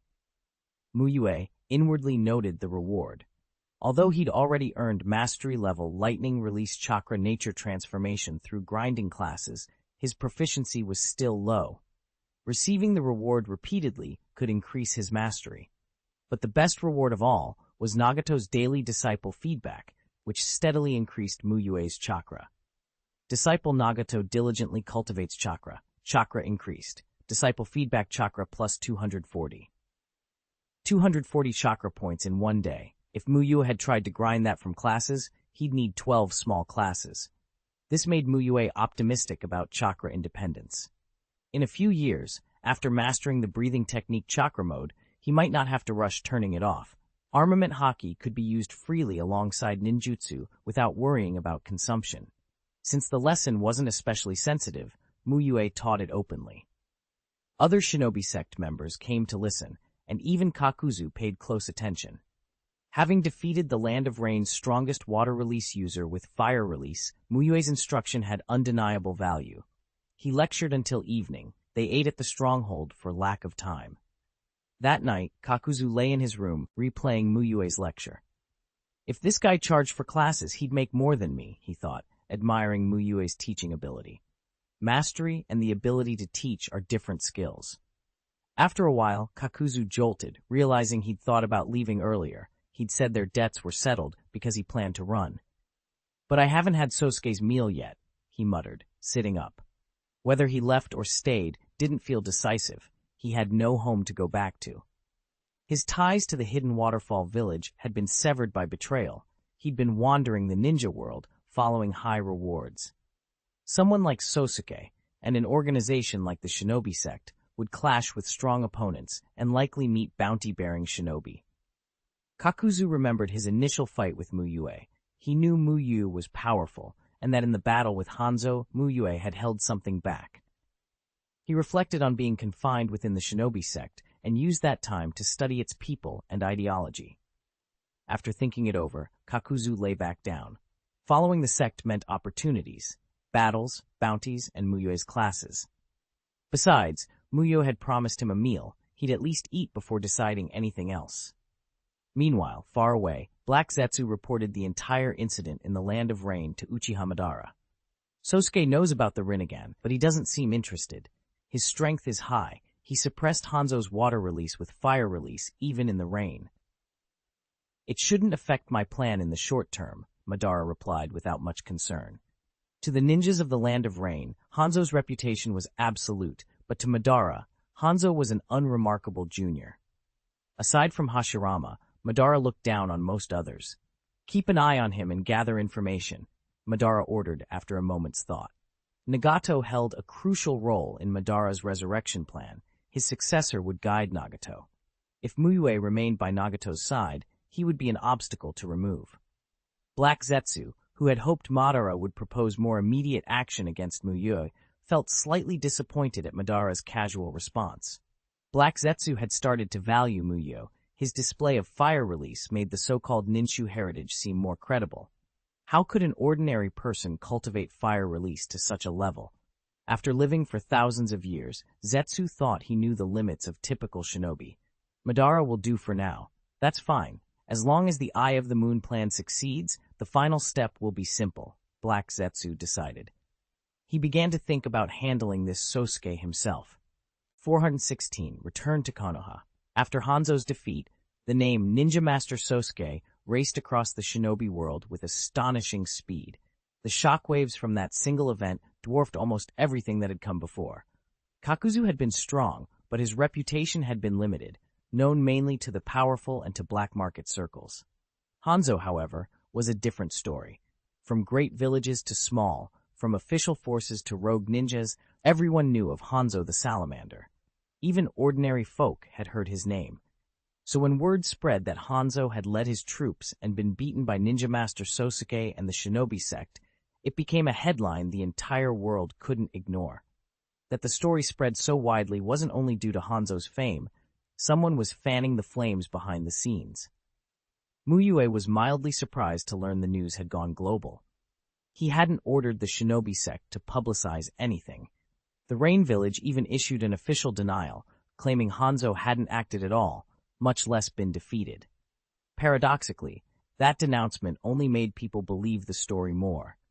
The villagers had pointedly said nothing beyond words, as if they were wary. The reports also contained too many specifics, down to the battlefield, and investigating Shinobi found the traces of an intense fight. Piece by piece, the evidence pointed to Hanzo's defeat, and Sasuke was suddenly recognized as a top-tier fire-style expert. Mu Yue suspected Danzo Shimura might have had a hand in amplifying the incident. Provoking conflict between the Shinobi sect and the Rain Village served some agendas. Still, Mu Yue didn't dwell on it. If the Shinobi sect's growth required friction with the Rain Village, so be it. There were benefits, their reputation was now established, and like-minded shinobi would be drawn to their cause. Iwagakure, Tsuchikage Office. Kitsuchi handed Onoki the intelligence he had gathered in the valley. Lord Tsuchikage, he asked after Onoki set the papers down, Hanzo wants to work with us to eliminate the Shinobi sect. Should we cooperate? Onoki nodded once and assessed the report. Sasuke can't easily beat Hanzo, but it would not be easy for Hanzo to beat Sasuke either. As someone who had watched the battle, Kitsuchi knew the strengths and limits of both fighters. In pure power, Mu Yue outclassed Hanzo. His fire could counter Hanzo's water, but Hanzo's poisonous mist and his refined, water-instant body made him no pushover. Onoki, however, looked skeptical. Why should we cooperate? What benefit does this bring Iwagakure? If the border shinobi were really killed by the Shinobi sect, then we must work with the Rain Village. We can't let our people die without vengeance. Kitsuchi replied. He wouldn't act rashly before a full investigation, but if the sect was responsible, he wouldn't let them go unpunished, just because Sasuke was strong. Onoki's face showed a flicker of disappointment. Care for the village's ninja was admirable, but to be a Kage, one needed more than a straightforward heart. This wasn't done by the Shinobi sect, he said, rifling through a drawer and tossing a document to Kitsuchi. Kitsuchi scanned it. It listed the Shinobi sect's deeds during their travels, helping villagers, driving off bandits, acts of charity. They're a group that yearns for peace, Onoki explained. They would have no reason to slaughter shinobi from a great village. That would only bring disaster to the Land of Rain. Onoki suspected a different angle. Someone else had killed the Iwagakure personnel and framed the Shinobi sect. Since news that Sasuke possessed the Ninshu heritage had spread, many eyes had turned to him and the sect, especially after Sasuke had defeated Kakuzu. Onoki couldn't name the guilty party. Keep investigating in the Land of Rain, he told Kitsuchi. For now, don't involve us. Kitsuchi bowed and left the office. Watching him go, Onoki thought, there are too few capable people in this village. Iwakure's forces had recovered well after their long rest, more than 10,000 kamba, T-ready ninja now, but Ozuki felt he still lacked a successor he could trust. Kitsuchi was strong, but too earnest and ill-suited for the political demands of leadership. Others had the personality but lacked strength to command respect. Land of Lightning, Raikage Office. Third Raikage had read the reports and rubbed his chin. What is this Ninshu heritage Sasuke has? Six-path-style ninjutsu? Kumogakure had its own traditions tied to the sage, and anyone who could beat Hanzo was worth attention. Dodai asked, Lord Raikage, should we send forces into the Land of Rain to investigate Sasuke's Ninshu? Not now, the third Raikage decided. With so many wars spreading across the nations, sending troops into the rain to chase mysteries was a luxury they couldn't afford. Land of Fire, Konoha. Danzo stormed into the Hokage's office without knocking, face dark. Hiruzen, I told you, Sasuke can't be underestimated. He's making a name for himself fast. We must. Halt, Danzo, you don't barge in without knocking. Hiruzen Sarutobi cut him off sternly. The ramping conflict had Hiruzen on edge. He used the reprimand to regain control of the situation. Danzo was not pleased, but he swallowed his reply. Hiruzen fixed him with a look. Address me by my title while we're on duty, he said. Danzo bristled but complied, grudgingly, third Hokage. You are Konoha's fire shadow assistant, Hiruzen continued, tapping his pipe against the desk. Do not rush when the village's future is concerned. I'm doing this for the village, Danzo insisted. You keep rushing, Hiruzen said lightly, then grew serious. Compared to the rain, hidden mist is our frontline problem. Reports say the mist is recruiting and pressing its invasion along the east coast. We can't tolerate incursions into our territory. Danzo nodded on the surface, inwardly relieved. Hiruzen's focus on the mist would keep attention away from Root's actions, and give Danzo more time to expand his program. Back in Konoha's training grounds, Obito watched the chatter among villagers and shook his head. This Hanzo fight really put Sosuke on the map. Everyone's talking about him. Kakashi smirked. You plotting to challenge Hanzo yourself? Not now, Obito said with a grin. But if teacher Mu Yue fought him, Mu Yue would be famous across the world. Kakashi raised an eyebrow. Mu Yue didn't seek fame. In fact, he had already done things that should have made him renowned. Stopping Kumogakure's new AB combo in single combat, for example, was exactly the kind of feat that made people like Minato Namikaze famous. But Mu Yue was low-key and didn't advertise himself. Obito looked at his teacher appreciatively. The title Ninja Master fits you, teacher Mu Yue. You're strong and you teach well. It's not polite to steal other people's titles, Obito added hurriedly. How about Great Ninja Master for you? Sounds more imposing.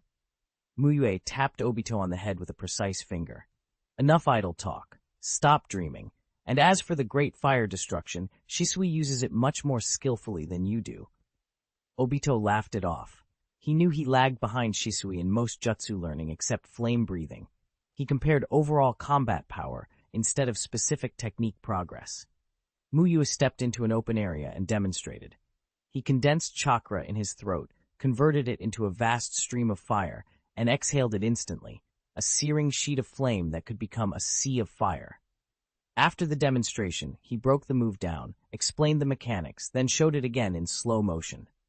Obito and Shisui watched closely, then began practicing. Mu Yue circulated among the students in the south border forest, guiding everyone. After 2 months of training and Mu Yue's steady instruction, the disciples felt significant improvements. At this time, Mu Yue was present in body in Konoha. He had returned from the land of rain, not a shadow clone. His enlightenment ability could be applied remotely via the system panel, but actual teaching required his main body. That Nese city forced Mu Yue to shuttle constantly between Konoha and the land of rain. Luckily, the Yang Seal's upgrades had eased the chakra drain on shadow clones, letting them last longer. Without that, his commute would have been even more exhausting. He had to balance teaching his Konoha students, running the Ninja Academy, and leading and developing the Shinobi sect. To make classes easier for distant students, Mu Yue was already thinking about designing a projection technique that would let people see and hear each other across thousands of miles. If his main body taught, the teaching skills should still activate. As practice wound down, Mu Yue asked Shisui, "The chuunin exams are coming up. Do you want to take part?" "This chuunin exams is different from the old joint exams," Mu Yue noted. "Konoha's holding it by itself. That's the usual practice now." Shisui considered briefly and then nodded. "Yes, I'll participate." Raising his rank couldn't hurt, and a higher standing within the Uchiha would be useful. 417. Sharingan's sense of oppression. Perhaps Hiruzen Sarutobi had been unusually busy lately, or perhaps he wanted to give Mu Yue more responsibility. Either way, Hiruzen put Mu Yue in charge of the chuunin exams. Nominally, Hiruzen remained the head, with Mu Yue as his deputy, but in practice, Mu Yue ran everything. Decisions about the exam format, the selection of examiners, those all fell to him, and he could finalize them without reporting back. For a time, it was as if Mu Yue had been handed concentrated power, the authority to call on Konoha Jonin and even part of the Anbu. Konoha treated the chuunin exams with utmost seriousness, even when it wasn't a multinational event. Mu Yue, however, didn't especially care for the prestige. If the authority were permanent, it might be useful, but it had been lent to him by Hiruzen and could be taken away on a whim. He would have preferred to arrange an intermediate Anbu training course. The S-rank reward for completing it was tempting, but the Anbu were too busy to train. Still, this particular chuunin exams mattered to Mu Yue for one reason. Shisui was taking part. Obito's experience had shown him that doing well in the chuunin exams could yield substantial gains, new techniques, and abundant chakra rewards. Mu Yue's own ice release and golden skyline were outcomes of Obito's earlier chuunin exam participation. If the chance arose, Mu Yue would even like to have Nagato join Konoha's chuunin exams as a rain ninja. It might be bullying in a sense, but rewards were there to be taken. When Mu Yue announced he would oversee the exams, Obito volunteered immediately. "Mu Yue-sensei, I want to be an examiner." "Not a chief examiner, only a regular one," Mu Yue said after thinking it over. Chief examiners were usually at least special jonin. Regular examiners could be chuunin. Even so, regular examiners tended to be more senior chuunin, not freshly promoted ones. Obito, however, had an exceptional mission record. In Konoha, where strength spoke loudly, no one objected to him being a regular examiner. His battlefield experience with Minato Namikaze on A-rank missions outshone most chuunin, who typically handled C and B-rank jobs. "A regular examiner is fine. I want the first written exam," Obito said, practically buzzing with excitement. Kakashi gave him a blank look. Why did Obito want to be an examiner? Had losing that last battle and being made to do problems for half a month warped him into someone who enjoyed watching others struggle? "The village's first exam is too lenient," Obito complained. "You can pass just by getting notes. If it's supposed to test teamwork and information gathering, then it should at least be more discreet." Obito remembered how hard he'd had to work to pass, and he felt passing by a note defeated the purpose. "Let me supervise with my Sharingan," he blurted. Kakashi's face went deadpan. What kind of grudge was that, to use the Sharingan to catch cheaters? Mu Yue's expression was more measured. "It's possible, but don't keep the Sharingan on the whole time. That kind of pressure could be too much for the examinees." Obito's reasons weren't ordinary. Shisui sat calmly as ever. He was confident about the written exam, and supervision by a Byakugan or a Sharingan made no difference to him. On the day of the written exam, Uchiha Tekka entered the room and froze when he saw Obito among the examiners. Didn't he become chuunin last year? Why is he at the chuunin exams venue? Tekka wondered. As one of the more talented younger Uchiha, Tekka knew of Obito. He had seen Obito's performance at the previous exams, and it had been beyond what a typical chuunin could manage. After the chief examiner finished speaking, Obito's comments startled Tekka and the rest of the room. "My eyes will be on you. Sloppy cheating won't pass," Obito said, flicking his Sharingan on to sweep the classroom and then deactivating it just as quickly. Even weaker theory ninjas who didn't fully understand the Sharingan felt a chill at the sight of the red eye. "Hey, are you serious? A Sharingan user as an examiner," someone whispered. "The person who arranged this must be a devil. How can we cheat with that watching?" Another muttered. Just a few seconds of Sharingan had everyone breaking out into a cold sweat. They felt as if this would be the strictest exam yet. "I really didn't expect Obito to be an examiner. Lucky for us our theory's okay," Shiranui Genma breathed. Supervision by a Sharingan? That was unprecedented in Konoha's chuunin exam history. The written test was usually less emphasized than practical phases, and Konoha sometimes worried examinees would get answers from planted examiners. Ebisu wiped fake sweat from his brow, nodding in agreement. Tekka's feelings were mixed. A former classmate who'd once been the worst in their class was now an examiner, and he himself was the one being watched. Mu Yue's reminder kept Obito from getting arrogant. He only activated his Sharingan occasionally to scan the room. But that was enough to keep the room uncommonly still. Few people moved for fear of being caught. When the exam ended, relief swept through the candidates. The pressure from Obito's brief Sharingan flashes had been intense. As expected of the legendary Sharingan, "I didn't expect Obito to be so intimidating," one of Obito's former classmates said. People didn't expect Obito to be intimidating in a non-combat setting. His reputation came chiefly from battle. Seeing him as an examiner revealed a new side. Afterward, Obito clapped Shiranui Genma and Ebisu on the shoulders, grinning. Was I cool up there? Cool? Hard to say. Being looked at by your Sharingan felt like being squeezed by a python, Genma said honestly. Ebisu adjusted his sunglasses and fell silent. None of the examinees had thought Obito was cool in that context. Most of them had been inwardly cursing him. Haha, that's still pretty cool. I should have had Rin see it. Obito said, taking Genma's comment as praise.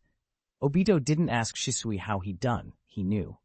Among Mu Yue's disciples, only Metkai posed any theoretical threat to his score. In practice, Obito was very self-aware. Mu Yue hadn't changed the exam format much. The second stage remained a team confrontation to test cooperative ability in combat, though a single dominant fighter could turn it into a solo performance. This time, there was no need for the Heaven and Earth scroll gimmick.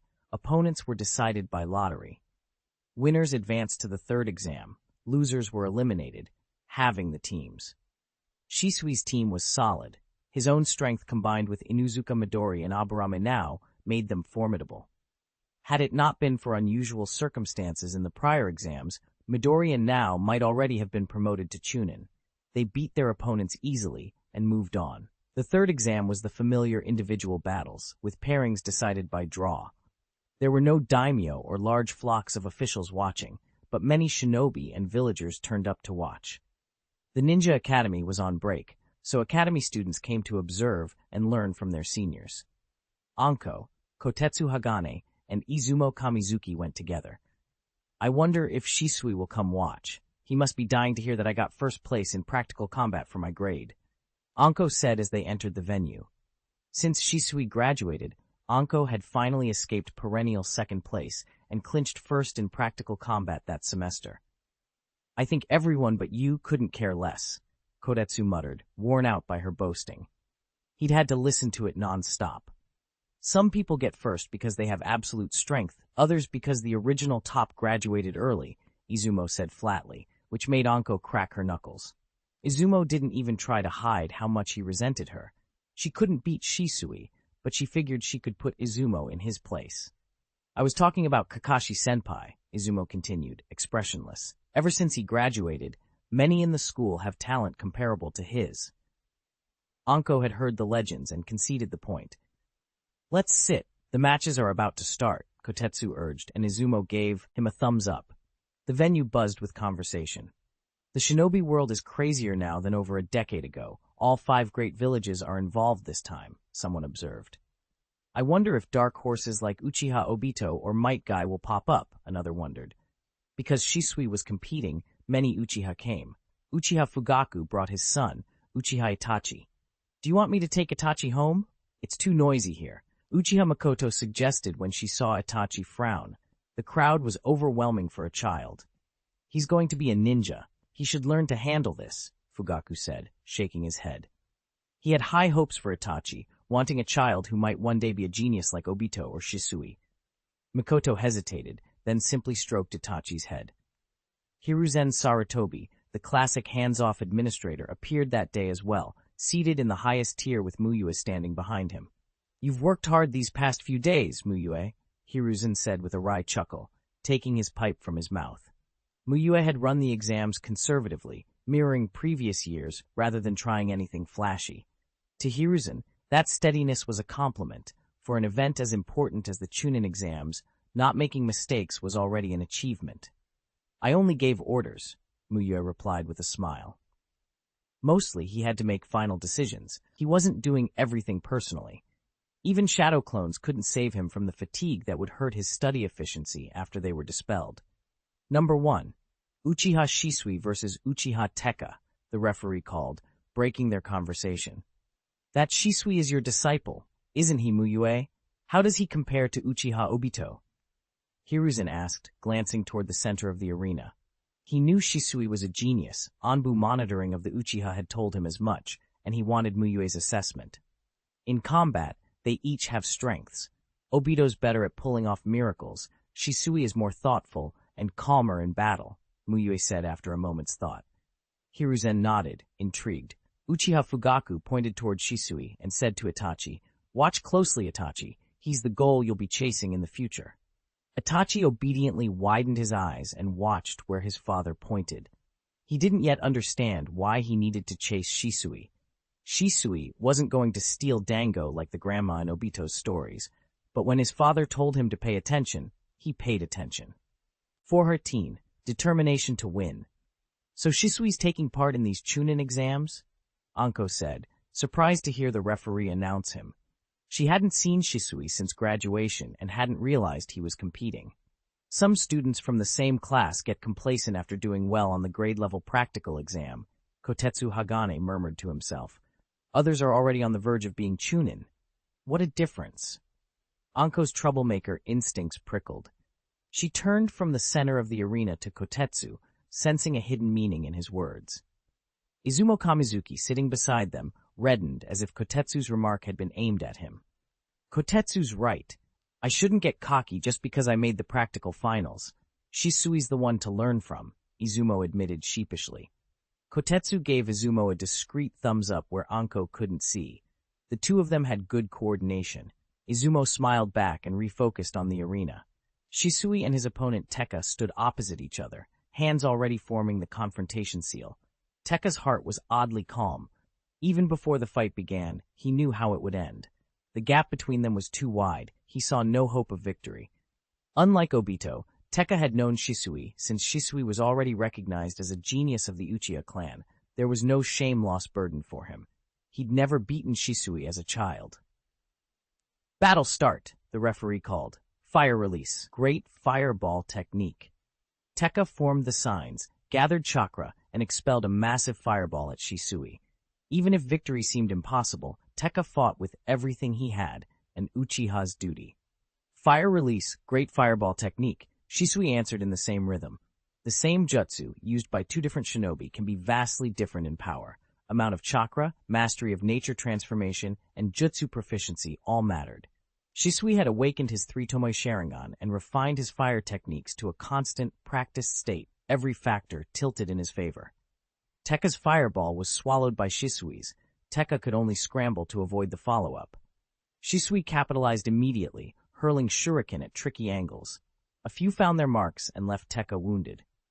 As expected of Shisui, he's completely overpowering him, Uchiha Inaho praised. No one blamed Tekka. Shisui was simply too strong. In Inaho's eyes, Shisui could probably hold his own against an Uchiha Jonin. Under the onslaught, Tekka collapsed within a minute.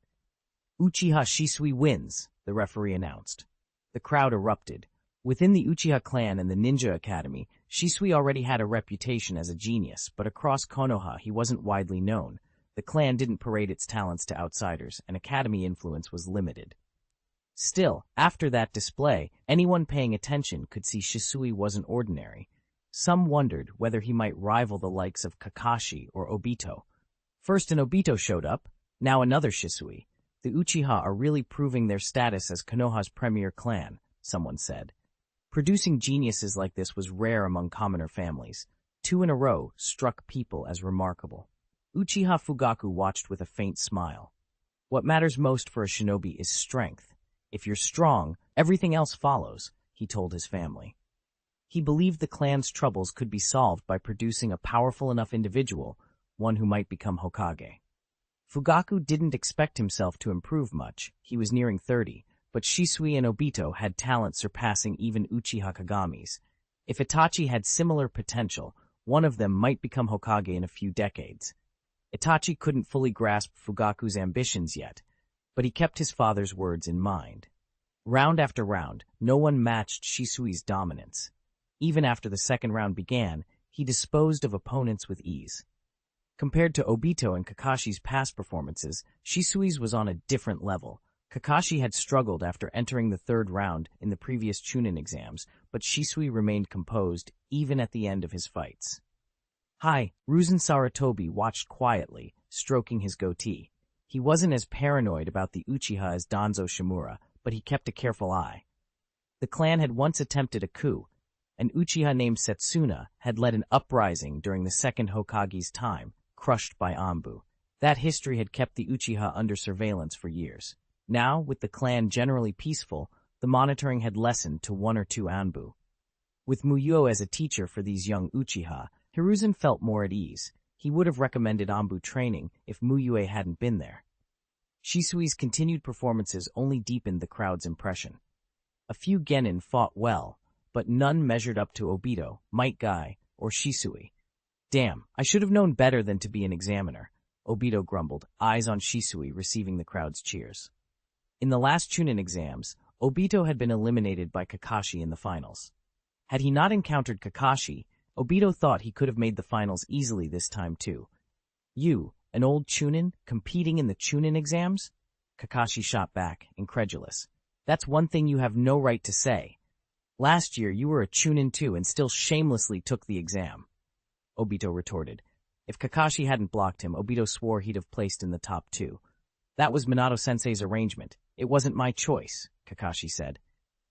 He'd been puzzled when told he had to compete again after being a chuunin for years, but he understood the reason.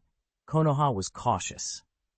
Co-hosting the exam with the Hidden Mist wasn't about giving them prestige. It was about showing strength and securing missions. The candidates' performances were a contest of reputation between the villages. And the Mist could be ruthless. Kakashi felt some of their participants didn't behave like genin at all, especially the squad with the shark-faced boy. If I compete next time, I'll ask Mu Yue-sensei for help, Obito muttered. He wanted to win first place. Kakashi's expression tightened. He doubted Mu Yue would approve of candidates who'd failed now returning to retake the exam against former examiners. That would be a psychological nightmare. Worry about the internal battle coming up instead, Kakashi said. Haven't you noticed? 3 months are almost up. Kakashi hadn't been keeping close track either. The days flew by in training, but Metkai had lately been pushing him, trying to force Kakashi into breaking through the 8 gates during their sparring. The thought nagged at him. I'm still a little short on chakra, Kakashi admitted. I'm not sure I'll make it in time. The cost of losing this challenge was too high. Even he didn't want to fail. Obito's face darkened at that. He'd had enough of those miserable days bogged down by homework and practice. The memory stung. I won't underestimate my opponents again, Obito resolved. The lesson of failure had been brutal. Now he had a single determination, to win. Shisui, Obito called inwardly, half joking, half serious, don't underestimate my resolve. I refuse to be stuck doing homework ever again. He'd studied Shisui thoroughly, and with his own solid strength, he was determined that next time the result would be different. Disciple Uchiha Shisui diligently cultivated and achieved a perfect score in the chuunin exams, advancing to chuunin. Promotion reward. Chakra plus 1900, random bloodline limit extraction scroll. Shisui's first place finish had been easier than Kakashi's, but the system's reward was the same. Mu Yue decided the chuunin exam rewards, like the Ninja Academy exam rewards, were fixed by rank. He went to the kitchen, turned on the faucet, washed his hands, and prepared to use the bloodline extraction scroll. The operation required no hands, but the ritual feeling mattered.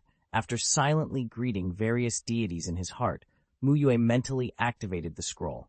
Random bloodline limit extraction scroll consumed, obtained bloodline limit, would release. Would release, not bad. Mu Yue nodded as a new entry-level skill appeared in his skill bar. Senju Hashirama's might hadn't come from wood release alone. Hashirama's massive chakra made any jutsu powerful, but wood release was still an excellent bloodline limit. It could absorb chakra and suppress tailed beast power, which was why Kakashi had to rely on Yamato when training Naruto. Tailed beasts were troublesome, tough to kill and capable of terrifying techniques like the tailed beast ball. Wood release would make dealing with them much easier, if one had sufficient proficiency. Even Yamato's wood release was only master level without high proficiency. An entry-level wood release with 0 proficiency probably wouldn't even grow a respectable tree. Mu Yue used the last nature transformation experience scroll he had on wood release. It was one of the promotion rewards he'd received for training 700 students. He'd been given 2 scrolls total, the other having gone to ice release. Since all 7 of Mu Yue's great natures were already master or above, he understood that increasing proficiency at higher levels got harder. An entry-level skill with 1 point of proficiency could be upgraded to proficient by repeating the same jutsu 3 times in class. But once a skill reached proficient, The proficiency gains from repeating that same entry-level jutsu shrank. 18 repetitions of an entry-level move wouldn't turn a proficient skill into a master-level one. Skill, wood release, proficient 1000, 3000. With the scroll's use came memories of wood release cultivation, instantly turning Mu Yue from someone who'd never practiced the nature into someone who had a basic understanding of it. He headed to the south border forest to test it. Before beginning, he used perception ninjutsu, activated transparent world, and opened his Byakugan to confirm the area was empty. Only then did he begin. Mu Yue focused chakra in his palm and converted it into wood release chakra. A tender sprout pushed through the soil and unnaturally fast grew into a tree 8 or 9 meters tall. What a miraculous nature. He inspected the tree. Logically, forced growth should have made it unhealthy, but the tree was vibrant, healthier than many naturally grown trees. The vitality was an inherent effect of wood release jutsu. The nature carried powerful life force, but it manifested only in the creations of wood release and functioned strictly as a jutsu effect. It did not grant the user themselves extra vitality. He burned down the tree he'd made and considered how to raise wood release proficiency. Compared to ice release, wood release had greater strategic value, especially against tailed beasts, so he wanted to improve quickly. Self-practice would be inefficient. Yamato had trained for over 20 years to reach master level. Unless Mu Yue's wood release talent rivaled his sealing technique talent, there was no way he could advance enough before Uchiha Madara acted. He was realistic. Not even Hashirama became invincible in a few years of wood release training. Since solo cultivation wouldn't cut it, he'd have to use cheats. His plan was to hold special training sessions and then spend 2 more nature transformation experience scrolls on wood release. He wasn't worried about exposing wood release by teaching it. He knew it wouldn't work that way. Mu Yue had given many S-rank lectures and understood their reward mechanism. An S-rank reward hinged on what you taught, but critically depended on the student's gains. The more the students learned, the greater the reward. Conversely, if students gained little, rewards shrank. That was why some natures yielded different rewards when he taught them. Chakra natures weren't evenly distributed. Wind was rare, while fire, earth, and water were common. He didn't think his students could truly benefit from wood release. Bloodline limits relied heavily on both inheritance and metaphysical comprehension. They were extremely difficult to popularize. The next day, the disciples asked Mu Yue to officiate their internal sparring. As everyone got stronger, injuries during contests became inevitable, and having Mu Yue present made things safer. He'd been around the whole time. He'd only kept himself hidden because nothing had gone wrong. He agreed. Regular internal sparring was a good way to motivate the students to train harder. Just a little more, it would have been better if it had come a bit later, Kakashi sighed quietly. His armed color hockey was still stuck at the last bit. He could use it, but not every time. That inconsistency was a fatal flaw. Without that reliable final burst, his powerful slash felt incomplete. Shisui, this time the winner will definitely be me. Obito, who'd stayed up all night poring over Shisui's intel, was brimming with confidence. This time he had information and wouldn't be careless. His estimated win rate against Shisui exceeded 90%. Obito, how do you know your opponent will be Shisui? Kakashi asked, surprised. The matches were decided by drawing lots. There were no fixed opponents. Obito's face froze for a moment, but he recovered, stubborn. No matter who my opponent is, I will win. He sounded certain enough to have already assumed first place. You'll win, Kakashi said, mirroring Obito's expression from 3 months earlier. Rin Nohara covered her mouth and chuckled, and the color rose in Obito's cheeks. 3 months of change, Kakashi. Don't underestimate how much I've grown, he declared defiantly. Mu Yue cleared his throat and began drawing lots. Obito clasped his hands and prayed silently. Please, not Guy. Please, not Guy. He wasn't afraid of Might Guy as a fighter. He was afraid of the penalty for losing in the first round. Might Guy was his toughest matchup. He would rather face Kakashi. After their last duel, Obito had tried to find a way to beat Guy and found it impossible. Obito versus Kakashi, Shisui versus Guy. Mu Yue announced the pairings. Obito let out a breath of relief. Facing Kakashi didn't give him the same advantage as facing Shisui might have, but it was far preferable to opening against Guy. Shisui and Metkai exchanged a look, and a heavy pressure settled over them. Shisui had lost to Guy in the last spar, which allowed Guy to hold the title of strongest disciple for 3 months. Obito and Kakashi squared off and formed the confrontation seal, eyes aflame. Both of them desperately wanted to win, not just because of the penalty, but for pride and personal reasons. How can I lose to this guy under Rin's eyes? Obito thought, and with Rin watching, he unleashed 120% of his strength. This time, there was no carelessness. He stayed cautious throughout to avoid Kakashi's traps. Fire release and dazzling lightning release sword techniques bloomed in constant exchanges. Kakashi wiped a film of sweat from his brow and kept moving, narrowly dodging bursts of searing fire. Obito pushed his Sharingan to the limit to avoid Kakashi's high-speed slashes. Their strengths were nearly equal. After several back and forths, neither could land a decisive blow. Under Obito's pressure, Kakashi attempted armed color hockey a 3rd time and had an epiphany. He finally mastered the basics. He could use it reliably without depending on luck or an inexplicable feeling. Kakashi wins, Mu Yue announced after their final claw. Ash of flame and lightning. He and Rin tended to both boys' wounds. Disciple Kakashi Hatake diligently cultivated under your guidance and improved his overall strength, receiving a promotion reward, Thunderclap Flash, Godspeed, Master Level. A rush of memories about lightning release sword techniques flooded Mu Yue's mind. He recognized the skill. It was a lightning-breathing technique from Demon Slayer, the ultimate form of Thunderclap Flash, extremely fast and powerful, perfectly suited to Kakashi. Obito, bandaged and treated, hung his head, unwilling to meet Rin's eyes. He had no excuse. He'd given everything, had been neither careless nor overconfident. No matter who my opponent is, I will win. Kakashi, noticing Obito's slump, echoed the phrase and grinned. Damn you, Kakashi! Obito suddenly snapped, looking up to curse. When he did, he saw Rin beside him, not disappointed, as he had feared, but encouraging and concerned. The sight steadied him more than any victory ever could. 4:20, Emperor Yan. The battle begins. At Mu Yue's command, Metkai immediately opened the 4th of the 8 gates and concentrated his rock breathing, surging forward. Facing Guy at full power, Shisui dared not be careless for a moment. He activated his 3 Tomoe Sharingan and focused his flame breathing. This was the first time Shisui had used his 3 Tomoe Sharingan in a real fight.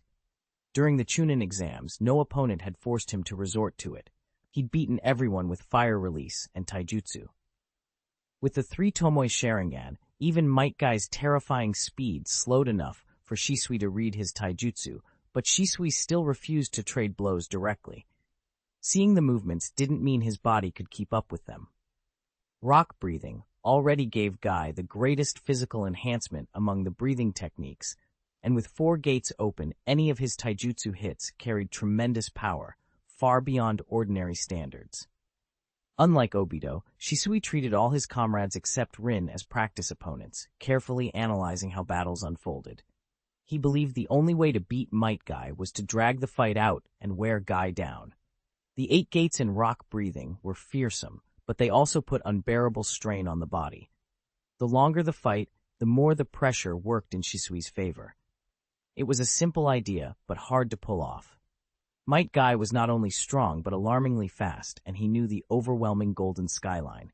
In his previous clash with Guy, Shisui had felt Golden Skyline's force and found it unstoppable, even with armament haki. In raw power, it had been the most fearsome taijutsu Shisui had encountered. He also knew armament haki was effective, just that his own mastery was still lacking. Relying on his high-level body flicker and the 3 Tomoe Sharingan, Shisui prevented Guy from even brushing his clothes. But those evasions were costly. Intense body flicker tired his legs, and the mental focus drained him. To make things easier and to further sap Guy's stamina, Shisui spat out various fire-release jutsu while dodging. Guy wouldn't just absorb ninjutsu, he dodged while pursuing. This fight's boring. They haven't even touched each other, Obito complained. In real combat, any tactic that leads to victory is a good tactic, Kakashi said calmly. If he were in Shisui's place, he'd do the same. Shisui had the speed, perception, and chakra to wage a war of attrition, things Kakashi couldn't afford to do against Guy himself. Lightning breathing chewed through chakra and stamina. Even though Kakashi had more chakra than most, he couldn't match an Uchiha like Shisui with a 3-Tomoe Sharingan. To beat Guy, Kakashi figured he'd have to unleash something stronger than Guy's best. Shisui fled, and Guy pursued, their figures flickering through the forest, leaving toppled trees in their wake. Then, Guy struck. Golden Skyline! Might Guy cornered Shisui with a golden streak of motion and finally caught him. Watching it, Kakashi thought privately, if Obito had Shisui's body flicker and combat sense, or if Shisui had Obito's level of flame breathing, either of them might stand a good chance against Guy. But today, Guy had won. Mu Yue declared the match over. Shisui's loss wasn't a shock to Mu Yue. He was slightly weaker overall than Guy, and was naturally countered by him. Genjutsu was Shisui's strength, and Might Guy was precisely the sort of person least affected by Genjutsu. That mutual counter made Shisui's road to victory even steeper. In Mu Yue's mid to late training plan for Shisui, Genjutsu would gradually be de-emphasized. On the surface, ninjutsu, taijutsu, and genjutsu were the essentials, but Mu Yue, familiar with the plot, knew that Genjutsu's usefulness waned in the chaotic late stages. The Genjutsu path didn't go far in the Hokage world, and even Mangekyo Genjutsu had limits. My final opponent is you, Kakashi. This is our bond? Might Guy was already hyped before the fight began.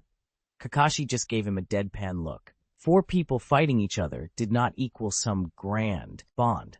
After a short rest, they prepared again. Kakashi's eyes sharpened. This was his chance to claim Mu Yue's top disciple title. Compared to 3 months ago, he had finally mastered armament haki, while Might Guy's progress with the 8 gates and rock breathing had stalled. He decided to press his advantage. The advantage is mine. Kakashi's breathing technique concentrated. The instant Mu Yue shouted, "Begin," he entered transparent world. He knew Guy was only a little short of completing the 8 gates and didn't want to give him any opening. Going all out, Kakashi struck. Lightning breathing, fully focused, amplified his body, and lightning release nature. Chakra enhanced his strength. Transparent world allowed perfect exertion of power. Kakashi coated the blade of his white-fanged short sword with armament haki and reached his peak. Even at full power, Might Guy felt threatened. Slashes blossomed across his body, burning and stinging. But rather than retreat, Guy laughed with thrill. Kakashi was his recognized rival. Guy always believed Kakashi could catch up, just as he believed he could become the strongest taijutsu user. Kakashi's display of suppressive force only fed Guy's excitement. 8 gates, 5th gate, gate of limit, open. Guy's resilience pushed him into the 5th gate in an extreme surge, massively boosting his power. Kakashi's expression tightened. The later gates multiplied strength enormously. The tide turned in an instant. Guy not only erased his disadvantage, he seized the upper hand, and a suddenly drained Kakashi found himself in serious trouble. With little chakra left, Kakashi gambled everything on one final slash. The blinding lightning strike met the golden thread, and the torn lightning silently marked the outcome. Still a little short. Exhausted of chakra and stamina, Kakashi collapsed weakly to the ground. His recently acquired armament haki was still middling and couldn't match the massive chakra amplification from Guy's 5th gate. Guy wins again. Amazing, Rin cheered. She admired Guy for beating both Kakashi and Obito to claim the final victory twice. Seeing Kakashi on the ground, Obito felt stung and hungrier than ever to defeat Guy. Shisui wondered how long he'd need to train to reclaim the top spot. Everyone's tired from battling. For the rest of the day, no training. We'll relax, eat hot pot, and call it, Mu Yue said with a smile, pulling ingredients from a scroll. His words broke the lingering tension. Joy took over. No one complained. Eating hot pot together was the real treat. Mu Yue opened his panel while they prepared the food. Disciple Might Guy has diligently trained under your guidance, and his overall strength has improved to a certain extent, earning an improvement reward, Exploding Fist, mastery level. Mu Yue couldn't immediately place which world that skill came from. It sounded ordinary. When the training memory filled in, he recognized it as a fighting-type move from Pokemon. In Pokemon, it had low accuracy, but guaranteed to confuse the opponent if it hit. After localization, the confusion became a temporary disruption of the target's chakra. It wasn't spectacular. Rasengan could also briefly disrupt chakra on contact, but Mu Yue was curious how a taijutsu move achieved a Rasengan-like effect. Sorting his memories, he found the techniques were somewhat similar. By channeling all force into a single blow, a large volume of chakra condensed and circulated in the fist, then exploded on impact. Although it's taijutsu, it's not very suitable for Guy, Mu Yue thought. After opening the 8 gates, Guy's chakra was too wild for the precise manipulation exploding fist required. The move also depended on proficiency. Without it, compressing the chakra took time, delaying the attack and making it low accuracy in practice. That likely explained the localization effect. After they finished the hot pot, Mu Yue patted Kakashi on the shoulder. "Go back and rest well. I'll teach you something new tomorrow."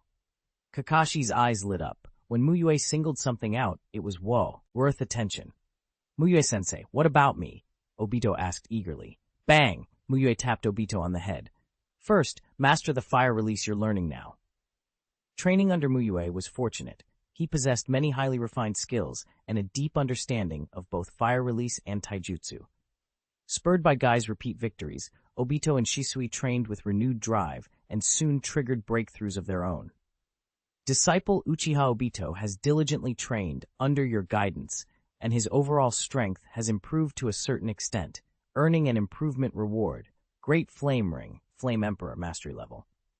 Disciple Uchiha Shisui has diligently trained under your guidance, and his overall strength has improved to a certain extent, earning an improvement reward, Water Instant Body Mastery Level.